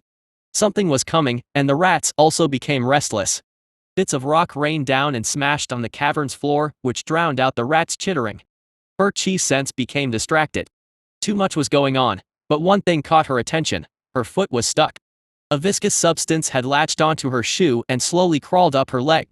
Tearing her sights from the ceiling, Diana looked at the ground, which had been plain gray stone but was now shimmering slightly in the flickering of her soul fire. It moved, squirming around as if alive. Diana pulled her leg back, the strange thing lurched upwards and latched onto her knee. Panic set in as she found herself unable to escape the thing's clutches. Diana ignored the pebbles that pelted her back and shattered on impact as they knocked her head. Her soul core hummed with power as her soul fire flared to life around her entire body, but condensing around her balled fist. With a grunt, she punched down onto the thing latched to her leg with all the force she could muster. On impact, the gray slime rippled and shrunk back. A flash of relief was quickly discarded as the thing transitioned from the dull gray that had let it blend in with the floor into a dark blue. What the fu? Diana barely dodged to the side as the now blue slime crashed beside her like a wave trying to engulf her.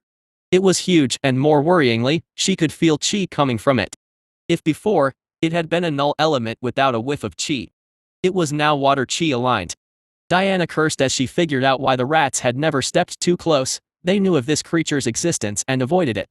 Diana gripped the hilt of her blade as blue flames ignited its shiny surface.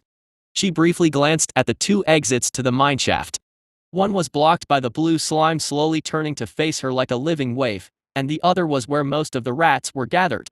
Taking on the rats would be no issue, but with the threat of the slime combined with the rats, it wouldn't be ideal. Before she could finalize a plan, the slime attacked again. It was like facing a tsunami. The slime took up half the cave in width and almost reached the ceiling. Wait. The ceiling. Diana looked up and saw what had caused the trembling earlier, a single black root with the thickness of a person coiled down like a curious snake. It was still far too high up, but it was lowering slowly. On either side of the cavern, the rodents had retreated into the buildings and blocked the doors with their bodies. Diana had no choice but to face the incoming wave of slime with her blade raised. Her sword flared with her 6th stage soul fire that was a league above this simple cave monster, even if it had absorbed her chi and become more resistant. The slime, showing a hint of intelligence, split itself into two halves to avoid her sword slash and encircled her. No matter where Diana looked, the floor was a shimmering blue, but it had dulled. Diana had never run into a monster like this, but she felt she had it figured out. A slime with the ability to absorb a person's chi and match their element. A tricky opponent to face, especially alone. If Stella was here, she could electrify it with her lightning Dao. She shook her head. It was inconvenient but not an impossible challenge. If anything, Diana felt great being able to flex her chi in a life and death fight that she could go all out in. Checking on the ceiling root's progress, a sly smile appeared on Diana's face. The slime had partially attuned to her water element but still had a slight darkish gray hue, especially after splitting. Come, I'll feed you. Diana taunted the glorified puddle that was closing in. She had no idea its level of intelligence, but after her words, it started rising off the ground again, forming a column of murky blue with her at the center. Intending to convert the slime to the water element, Diana activated her mist technique that had been rigorously taught since the day she could walk. A thin mist and shadows appeared as her soul fire spread into the surroundings. Diana noticed that as the mist made contact with the slime wall, it was absorbed, and that part of the slime turned a lighter shade of blue. Then, the slime began to enclose her, starting from above, clearly trying to trap her like a bird in a cage. Ashlock had switched his view to the root surrounded by rock digging toward Diana. He pumped as much chi as he could into the skill as he burrowed deeper. It was difficult to know how much further he had to go as it all depended on how high the cavern ceiling was. Then all at once, his sight expanded to encompass the entire cavern as the root broke through the ceiling. What the hell is going on? Ashlock watched as Diana fought off a literal tsunami wave while the rats watched on from the safety of houses carved into the rock faces. They seemed to cheer on as if watching a Colosseum deathmatch. Looking around, he confirmed the lack of dwarfs. He couldn't lie, a part of him was greatly disappointed, and the town was nothing special, just holes carved into the walls with shapes for a door and window.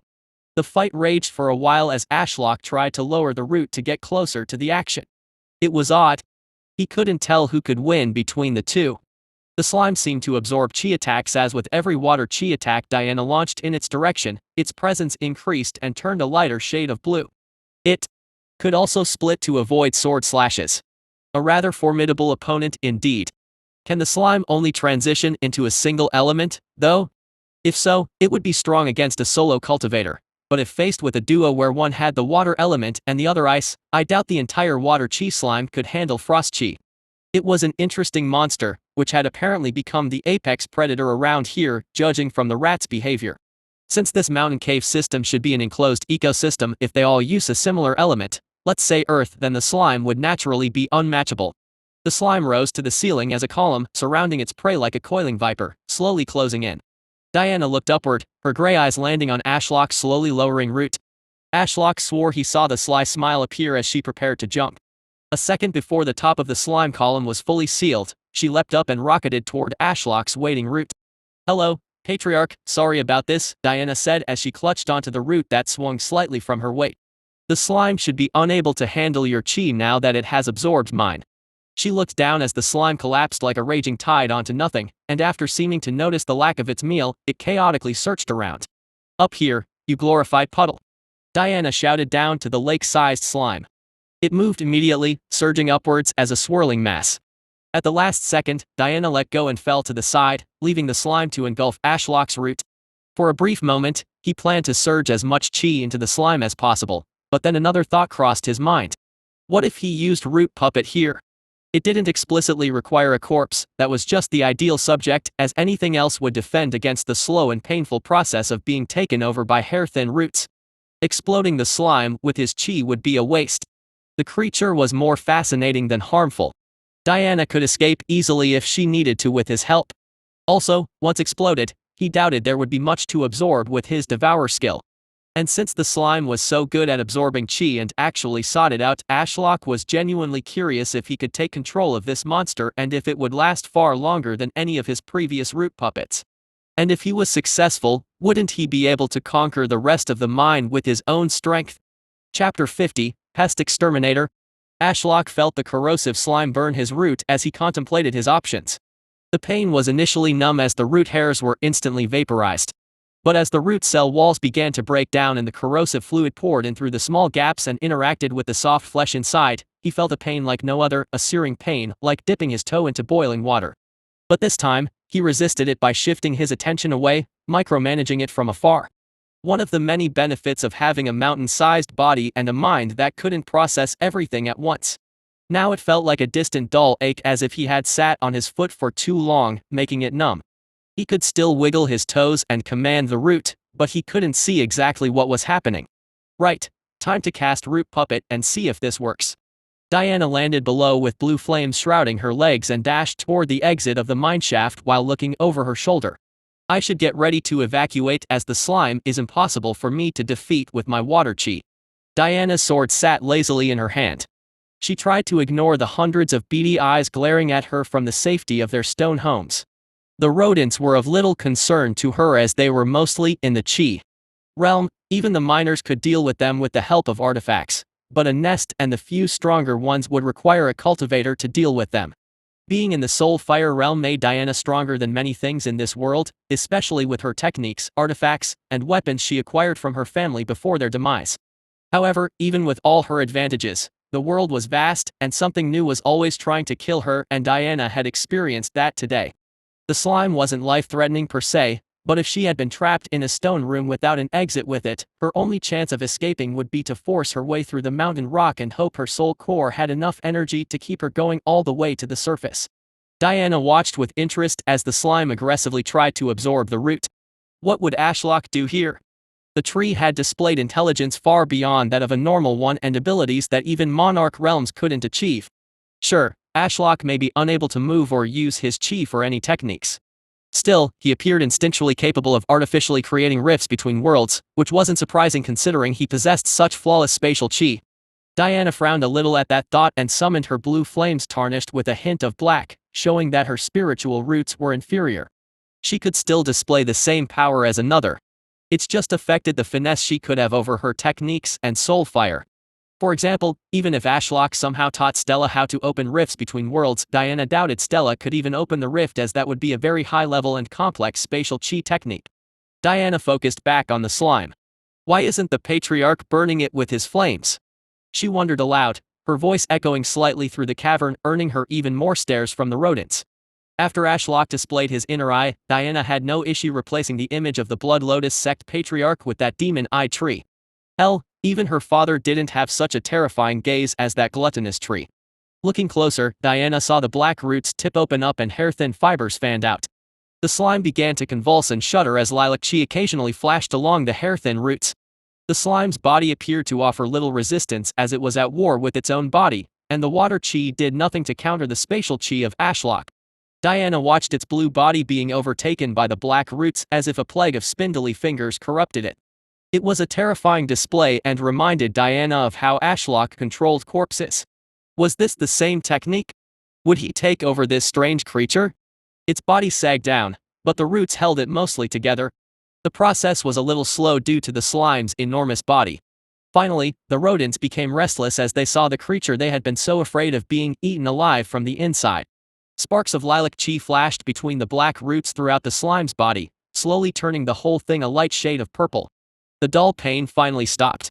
Ashlock's soul core hummed as chi poured into the mountain, especially down that single root.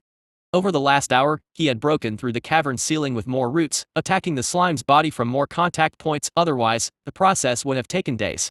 For all the greatness of the root puppet skill, speed was not its area of expertise. Even with the slime's lack of blood vessels or muscle tissue to be carefully overtaken, the process still took forever and far too much chi. With the pain finally gone, Ashlock turned his view back to the cavern and everything felt slimy. The hair-thin roots he commanded to control the body also came with the sense of touch.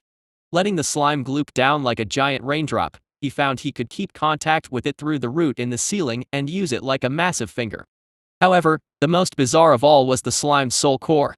It did have one, but rather than being a marble-like stone of fixed size, it was like a sparse cloud throughout the slime's body held loosely together by strings of chi.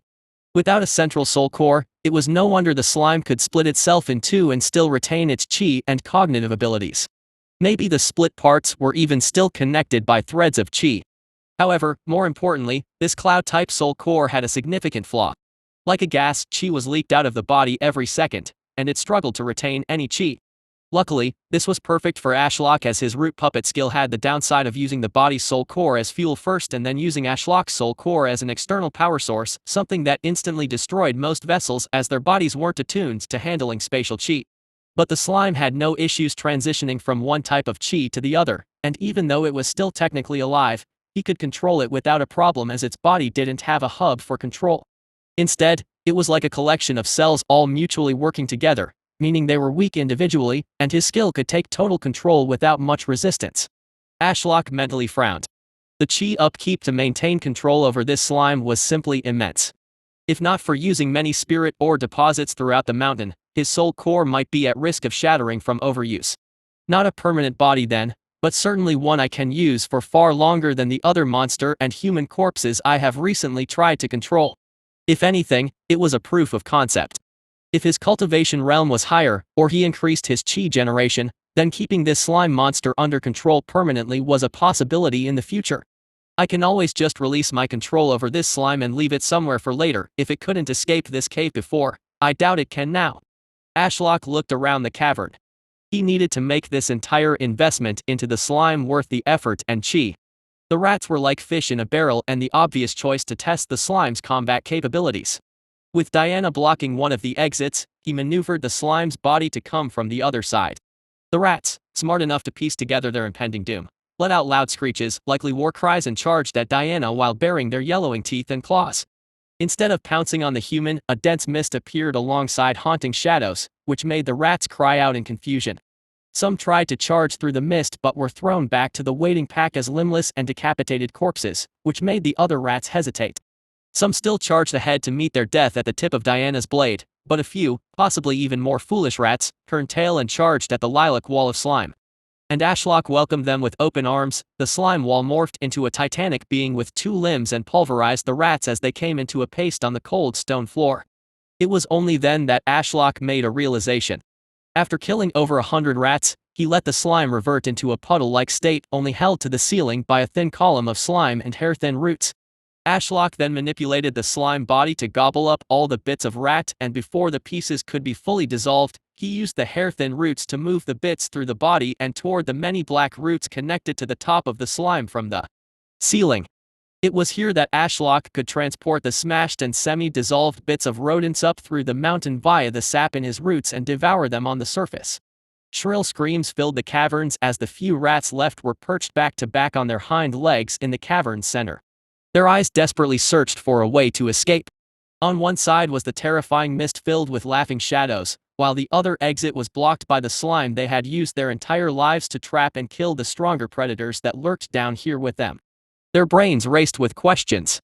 Ever since the appearance of those mushrooms and mysterious roots in one of the mineshafts, pack members had gone missing, and now this. Ashlock naturally cared little for the rodents' confusion. He needed to exterminate the pests to repurpose this vast mine for his own uses and his future sect. This would become a perfect hideout and base for his operations. It was strange. Ashlock had always felt like the little guy in this world, at the mercy of others. But for once, he was the one with overwhelming power and could kill everything in this cavern. It felt nice to finally have a decent amount of agency, and so long as he was willing to pay the absurd chi upkeep of the slime monster, he now had something he could directly control to fight with. And with its great ability to vacuum up corpses and divert their remains to my trunk so I can devour them, this will be a great trump card for when the beast tide comes. Find new updates on nov/e/elbin.com. Without another thought, Ashlock directed the slime to crush all the remaining rodents huddled in the center. A moment later, the mist cleared, and Diana emerged, shaking her blade once to remove the filthy blood and then burning off the rest with the blue fire of her soul. She looked around the now eerily quiet cavern covered in bloodstains, and then she witnessed a stream of rat guts traveling up a long tube of lilac slime only to vanish into the open ends of the black roots in the ceiling high above. "Patriarch, should I keep exploring?" Diana asked as she looked briefly at the entrance to the mine shaft on the far end of the cavern, likely leading deeper into the mine. Ashlock used his chi to flash the entire body of the slime twice. He wanted to give his roots time to grow a lot of slack so he could explore the rest of the mine with Diana. So, for now, taking control of this section was good enough. "No." Diana raised a brow. "Should I head back up to the pavilion then?" Ashlock indicated yes with a single flash. Diana shrugged and turned on her heel. "All right. I'll take the route back up." With nothing else to do down in the mine, Ashlock returned his sights back to the pavilion atop the mountain and saw Stella lying on the bench. She was frowning at the scroll in her hands, and from a brief glance at its contents, Ashlock couldn't believe it. The scroll explained how to create portals with spatial chi, and he could understand it. Chapter 51, Wormhole Creation for Dummies. Ashlock watched Stella reluctantly get up from the bench with the scroll still in her hands. From how she looked at it, like a boomer trying to read a textbook about coding, Ashlock concluded she was struggling to understand it. Her deep frown, furrowed brows, and random huffing were also a clue. "This makes no sense." Stella tossed the scroll onto the bench and sat in a cross-legged position on the floor. Calming her breathing, Ashlock saw purple flames appear around her fingers. With her eyes closed, Stella reached forward and brought her fingers together. She then slowly pulled them apart with spatial chi violently arcing between her fingers. The area between her fingers shuddered and crackled like space tearing apart. Then it popped, collapsed, and exploded in her face, sending Stella falling onto her back. She pouted at the sky, stupid technique scrolls written by overhyped idiots that can't make their instructions clear. Ashlock sneaked a peek at the scroll. It was clearly written in a language he had never seen before, but his language of the world allowed him to get the general gist of the text. And sadly, he had to agree with Stella. It was a load of mumbo-jumbo that was of little help. He would even go so far as to call it a scam, as it read like a suspicious pamphlet advertising a nonsense meditation technique mixed with sci-fi terms. But this was a cultivation world, where a scam back on Earth could be a disguised treasure. Assuming Stella wasn't totally scammed and this was indeed a technique that worked, then he had all the intention to try and learn it. The scroll had a mixture of complex diagrams showing hand movements and how to circulate spatial chi to achieve the desired effect. From Stella's actions, Ashlock assumed she had just looked at the pictures and ignored the text since the words clearly stated you had to mark the target node first. A portal had an exit location that had to be anchored before the tunnel through space between the portals could be established. Stella was trying to do it in reverse, meaning she opened a crack in space that didn't go anywhere so it would instantly collapse. Another explosion went off. Ashlock saw Stella fly across the courtyard before crashing into the far wall. "Ah!" Stella pushed herself out of the wall and stomped toward Ashlock. Dust dyed her blonde hair, and her white clothes had become filthy, but she didn't seem to care and instead sat on the bench with a huff and angrily picked the scroll back up. She stared at it while mumbling about cursing the author's 9 generations and how much she hated reading. It was at this moment there was the sound of rushing water. Stella slightly lowered the scroll and looked over the top. Her eyes wandered to the hole in the ground that led to the hollowed-out root. She then yelped as Diana shot out the hollowed root in a ball of dark blue flames and showered everything in water. She landed perfectly in the courtyard's center and shook her hair to remove the water. "Oh hey, Stella." Diana waved at the drenched and frustrated girl. Stella just glared at her over the top of the technique scroll. Oops, let me clean you up. Diana opened her palm, and all the water in the surroundings rushed toward her hand and gathered in a murky ball, which she then dropped to the ground. She came and stood beside Stella and peered at the scroll in her hands. The technique scroll we bought from those merchants? Did you try and teach the patriarch yet? Diana then shuddered after seeing what he did in the mines. Maybe giving him portals would be unfair on the world. Stella shoved the scroll into Diana's hand. I don't understand it. Why are the words so cryptic? Create a fold in space, puncture a hole, connect to the anchor node, stabilize rift, blah blah. To Ashlock, those sounded like simple to follow instructions. Well, as simple as creating a portal out of soul power could be. Was his language of the world helping him translate the true meaning behind the metaphors and flowery language that seemed to puzzle Stella? Stella crossed her arms and leaned against Ashlock's trunk while Diana read through the scroll. So, what was down there? Did anything interesting happen? Stella asked while closing her eyes and trying to calm down. Diana chuckled, nothing much, just some pest control. Found an abandoned mining town, and Ashlock started controlling a massive slime and used it to pulverize the rodents. Oh. Stella nodded as if it all made sense. Yes, as expected of Ash. Stop acting like everything that tree does makes sense. Diana rolled her eyes. And are you really allowed to keep calling the patriarch that name? What name? Stella blinked innocently and waved Diana off. Just tell me how to decipher the meaning of this scroll. You know how to read them, right? Nope. Diana handed it back, not a clue, and even if I did, this technique is for spatial chi users, not water chi like myself. Comprehending this may negatively affect my understanding of water chi, so it's best I don't even look at it. Stella frowned as she took the scroll back. That's a thing. I have never heard of it. It's superstition. Diana shrugged, but it's not worth it for me to test if the theory is true or not. The one thing I have going for me is my deep understanding of water chi and my high-level techniques. So I am not willing to throw that all away. Why don't you ask Ashlock for help? He has almost perfect spatial chi.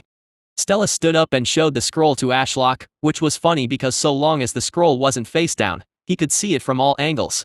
Tree, can you read this? Ashlock ignored that Stella had switched her naming convention and flashed his chi a single time for yes.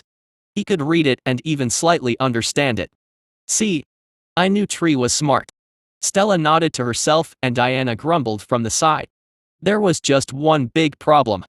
He had no fucking arms to do the hand techniques. He remembered when the Grand Elder that visited all those years ago said there were no meditation techniques designed for trees, and it seemed that problem carried over to the other techniques. They were designed with the human body in mind. But Ashlock was skeptical of how vital these hand movements truly were. Even from the descriptions, they seemed superficial at best. What I really need is a Cultivation for Dummies book.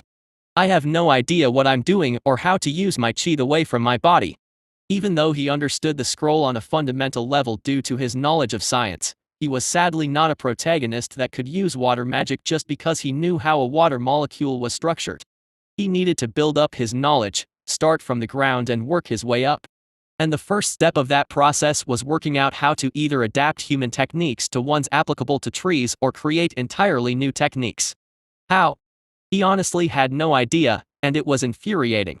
Chi was his one ticket to being independent of the system's gotcha draws. So Tree, if you can read it, can you show me the technique? Stella asked with expecting eyes. She looked so excited. Follow newest stories at novl/by/ncom. He flashed his chi twice for no, and Stella's face fell into a state of contemplation. She looked back at the scroll, scanned the diagrams, and then a realization dawned on her: he has no arms. Duh. Diana quipped from the side, can't he use his branches instead? That was like being told to make hand signals with 2 sticks. His branches did have a vague human arm shape, but he lacked fingers, flesh, or really anything an arm really had. He was a tree, and trees didn't have arms. But without having an open mind, he wouldn't get anywhere. If he doesn't have arms, how can he get arms? His spiritual sight drifted to the silk bag containing a few corpses left over from earlier. Human corpses had arms, and he could control human corpses. Picking the body emitting the most chi, Ashlock cast Root Puppet, and within 10 minutes, he had control over a tall man with a bare chest that made him think of a monk. Dame, I miss controlling the slime. Slime is a bad name. Ashlock liked to name things, so they felt more personal to him. Let's call him Blob. Bob. Yay, Bob sounds good. Okay, so I miss controlling Bob. Human bodies are icky. Something about feeling every inch of a human body, brain mush and organs included, made him mentally shiver, likely because he was once human. His soul still had some phantom feeling of what being a human had been like, and this feeling was so far from what was correct that it was jarring. Bob was better. Controlling the slime felt like putting his hand into a bowl of warm soup. Much more pleasant.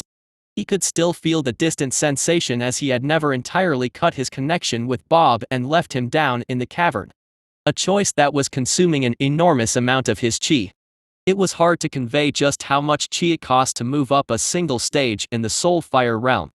How humans were walking this planet in the higher realms baffled Ashlock. No wonder they were willing to face beast tides just to live in the most chi-dense areas, otherwise ascension would take thousands of years. Anyway, keeping control of Bob was using around half of his chi. The rest was split between digging deeper through the mountain to have the entire mine under his roots control and furthering his cultivation, which at this point felt like dripping water into a swimming pool. He needed more chi generation. A problem for another time. Ashlock got the root puppet to stand on shaky legs and wander to the center of the courtyard with a black root snaking out his gormlessly open mouth. The two girls gave the corpse a wide breath and watched from the side with excited chatter. As unsettling as it was, Ashlock focused entirely on the corpse, trying to use its senses to see and hear rather than just command it from afar. He wanted to get the full human experience in hopes it would shed light onto cultivating as one. It was disorientating, to say the least, but he bared with it. There was a moment of silence as the corpse stood deathly still. Until its eyes snapped open. Ashlock could see like a human for the first time in a decade. It was limiting and blurry, which was to be expected. Ashlock looked left and right, rolled the man's shoulders and clenched his fist into a ball. The body felt strong, the muscles barely bulged but produced such strength. Still have no idea how to cultivate as Ashlock shut his mouth as he realized he was trying to talk aloud with the corpse and sounded like a dying bagpipe. The judgmental and intense stares from the two girls didn't help make it any less embarrassing. He lowered his head and looked at the floor. Wait. Why was the grass glowing? It was subtle, but there was a faint green glow. Ashlock switched his view to his main body and opened the forbidden eyelid. Both Stella and Diana shuddered and summoned their soulfire, which appeared as blindingly bright blobs of chi in his red-tinted sight. Looking at the corpse with his demonic eye, Ashlock confirmed his suspicion. This cultivator is an evergreen with a green soul core. No wonder the grass glows green for him. Ashlock's spiritual sight allowed him to see the faint flow of chi in the air, but his demonic eye could see elemental chi, such as the wind chi in the air, water chi around Diana, and spatial chi around Stella. Through his demonic eye, capable of seeing the threads of all types of chi, Ashlock used the corpse as a puppet to be his arms and went through the steps of the technique. His demonic eye shifted to stare at Stella. He saw thin waves of spatial chi wafting off her into the surroundings before dissipating.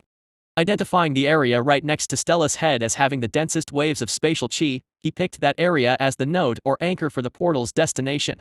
He then made the hand movements with the corpse and realized a fatal issue. The corpse had residual nature chi, not spatial. Deciding to go for it anyway, Ashlock surged spatial chi from his own soul core through the connection, shattered the corpse's soul core, and flooded its body with spatial chi. The corpse's skin melted as it set on fire, but Ashlock persevered for the final few seconds. The stupid hand sign was done. Spatial chi arched between the corpse's fingers, and for the briefest of moments, a tunnel through space had been formed. He then made the corpse poke its flaming finger through the portal, and to his delight, Ashlock saw it reappear and poke Stella's face, causing her to understandably yelp. Ashlock had cast his first ever cultivation technique in the most roundabout way possible. But there was little time to celebrate as both portals collapsed, and the corpse's severed finger fell to the ground beside Stella. Oh, not again, Stella shouted and tried to leap away. What the portal exploded in a brilliant wave of spatial chi, and Diana was thrown through the wall. As the dust settled, Ashlock decided using corpses that melted and then exploded after just a few seconds was less than ideal. If only he had something he could control that was also attuned to spatial magic. Wait. What about Bob? Chapter 52, Stupid Hand Gestures. Ashlock mentally frowned at the idea. Although Bob had a body of almost pure spatial chi, he was a glorified jelly with an unsurprising lack of limbs, which hampered his plans, big time. Without hands, The human technique scroll was annoyingly useless, but he absolutely refused to believe creating literal wormholes through space was only possible through some stupid hand gestures. Once again, he was stumped. But there was good news, which was hard to ignore. He had done it. No longer was he a mere bystander, unable to wield magic and bend the natural laws like other cultivators. He was now an actual cultivator. To some in this world, a botched spatial tunnel may be so-so, but to him, a human mind from Earth stuck in a tree. It was fucking fantastic. He had quite literally cast magic, almost without the help of the system. He was a space-manipulating tree. Now, if only he could figure out the secret behind hand gestures, all of his problems would be solved. Right. Alas, that was far from the truth. It was becoming more apparent with every passing day that he needed to increase his chi intake somehow. If casting just a single portal or controlling a slime took so much of his chi, how could he face the beast tide? Or fight toe to root with another cultivator? Naturally, he needed a solution. Upping his cultivation stage increased his maximum chi pool but had less effect on his chi regeneration. One major bottleneck was his cultivation technique transpiration of heaven and earth, which was C-grade. If he could pray to the gacha gods and have this upgraded, then his chi generation should increase. Another reason to curse the system. But blaming others was a poor man's excuse. He had a golden finger in this world, and despite its faults, the system did give him a wide range of valuable tools. He just needed to use them. How did he currently generate chi? Through his roots and leaves. As his roots burrowed deeper, he linked up with more spirit stone ore, which he could siphon for more chi. A finite resource, the spirit stone ore was sparse as most were already mined. So he needed a more scalable and reliable solution. The ley line. If he dug deep enough, he should reach the planet's chi highway. But that was risky. It sounded like trying to touch a power line and expecting not to be fried alive. His mind drifted as he browsed his skills for a solution. Other than his roots, his next source of chi was his leaves. He had already grown so large, but he could always grow bigger. All he had to do was invest more chi into growth. More leaves. And a bigger trunk. A limiting solution, he could only grow so big before he risked standing out. If the heavenly lightning had taught him anything, standing too tall was asking to be struck. There had to be something he was forgetting. He needed more leaves, like one of those solar farms. Wait. Aren't there solar farms with a tower in the center holding up a tank of water, and then there are hundreds of mirrors in a circle directing the sunlight at the water tank to heat the water? Ashlock didn't have mirrors or a water tank. But he did have hundreds of trees surrounding his mountain, and some were even his offspring. Could he link up to them and use their leaves to gather chi? Was that even possible? There was only one way to find out. Ashlock identified the closest baby demonic tree and began to send a root toward it. However, since the birds didn't die instantly to his poison, the demonic tree was a few hundred meters away from the base of the mountain, so it would take around a day to reach, especially with his chi spread so thin between keeping the slime under control and his deep roots burrowing into the mine. All the more reason for him to increase his chi intake. It might even help him cultivate faster and reach the next realm. This is why there are no high realm spatial chi users. Diana's shout broke Ashlock from that trail of thought. Ashlock peered through the dust cloud swirling through the courtyard. He saw the black-haired girl hacking up her lungs and staggering through a hole in the wall she had been thrown through. Considering the structural quality of these inner courtyard walls, which had survived the Grand Elder's supernova, the fact Diana had literally gone through the white brick like a wrecking ball was a testament to the explosive power of a spatial portal collapsing. While Diana was coughing up her lungs, Stella lay on the ground near the doorway that connected the central courtyard to the training one. Her hair was disheveled, and she was blinking away a headache or concussion. She was clearly disorientated and confused. Ashlock took a moment to rethink his actions. Cultivators were strong, but they could still get hurt. Even though Stella's chi waves were the only way he could set up an anchor, to open the portal so close to their heads was a terrible idea in hindsight. Diana's words also interested him. So there were no high realm spatial soul core masters out there. Or just a lot less compared to other soul core types. Ashlock looked around at the destruction he had caused from such a small experiment.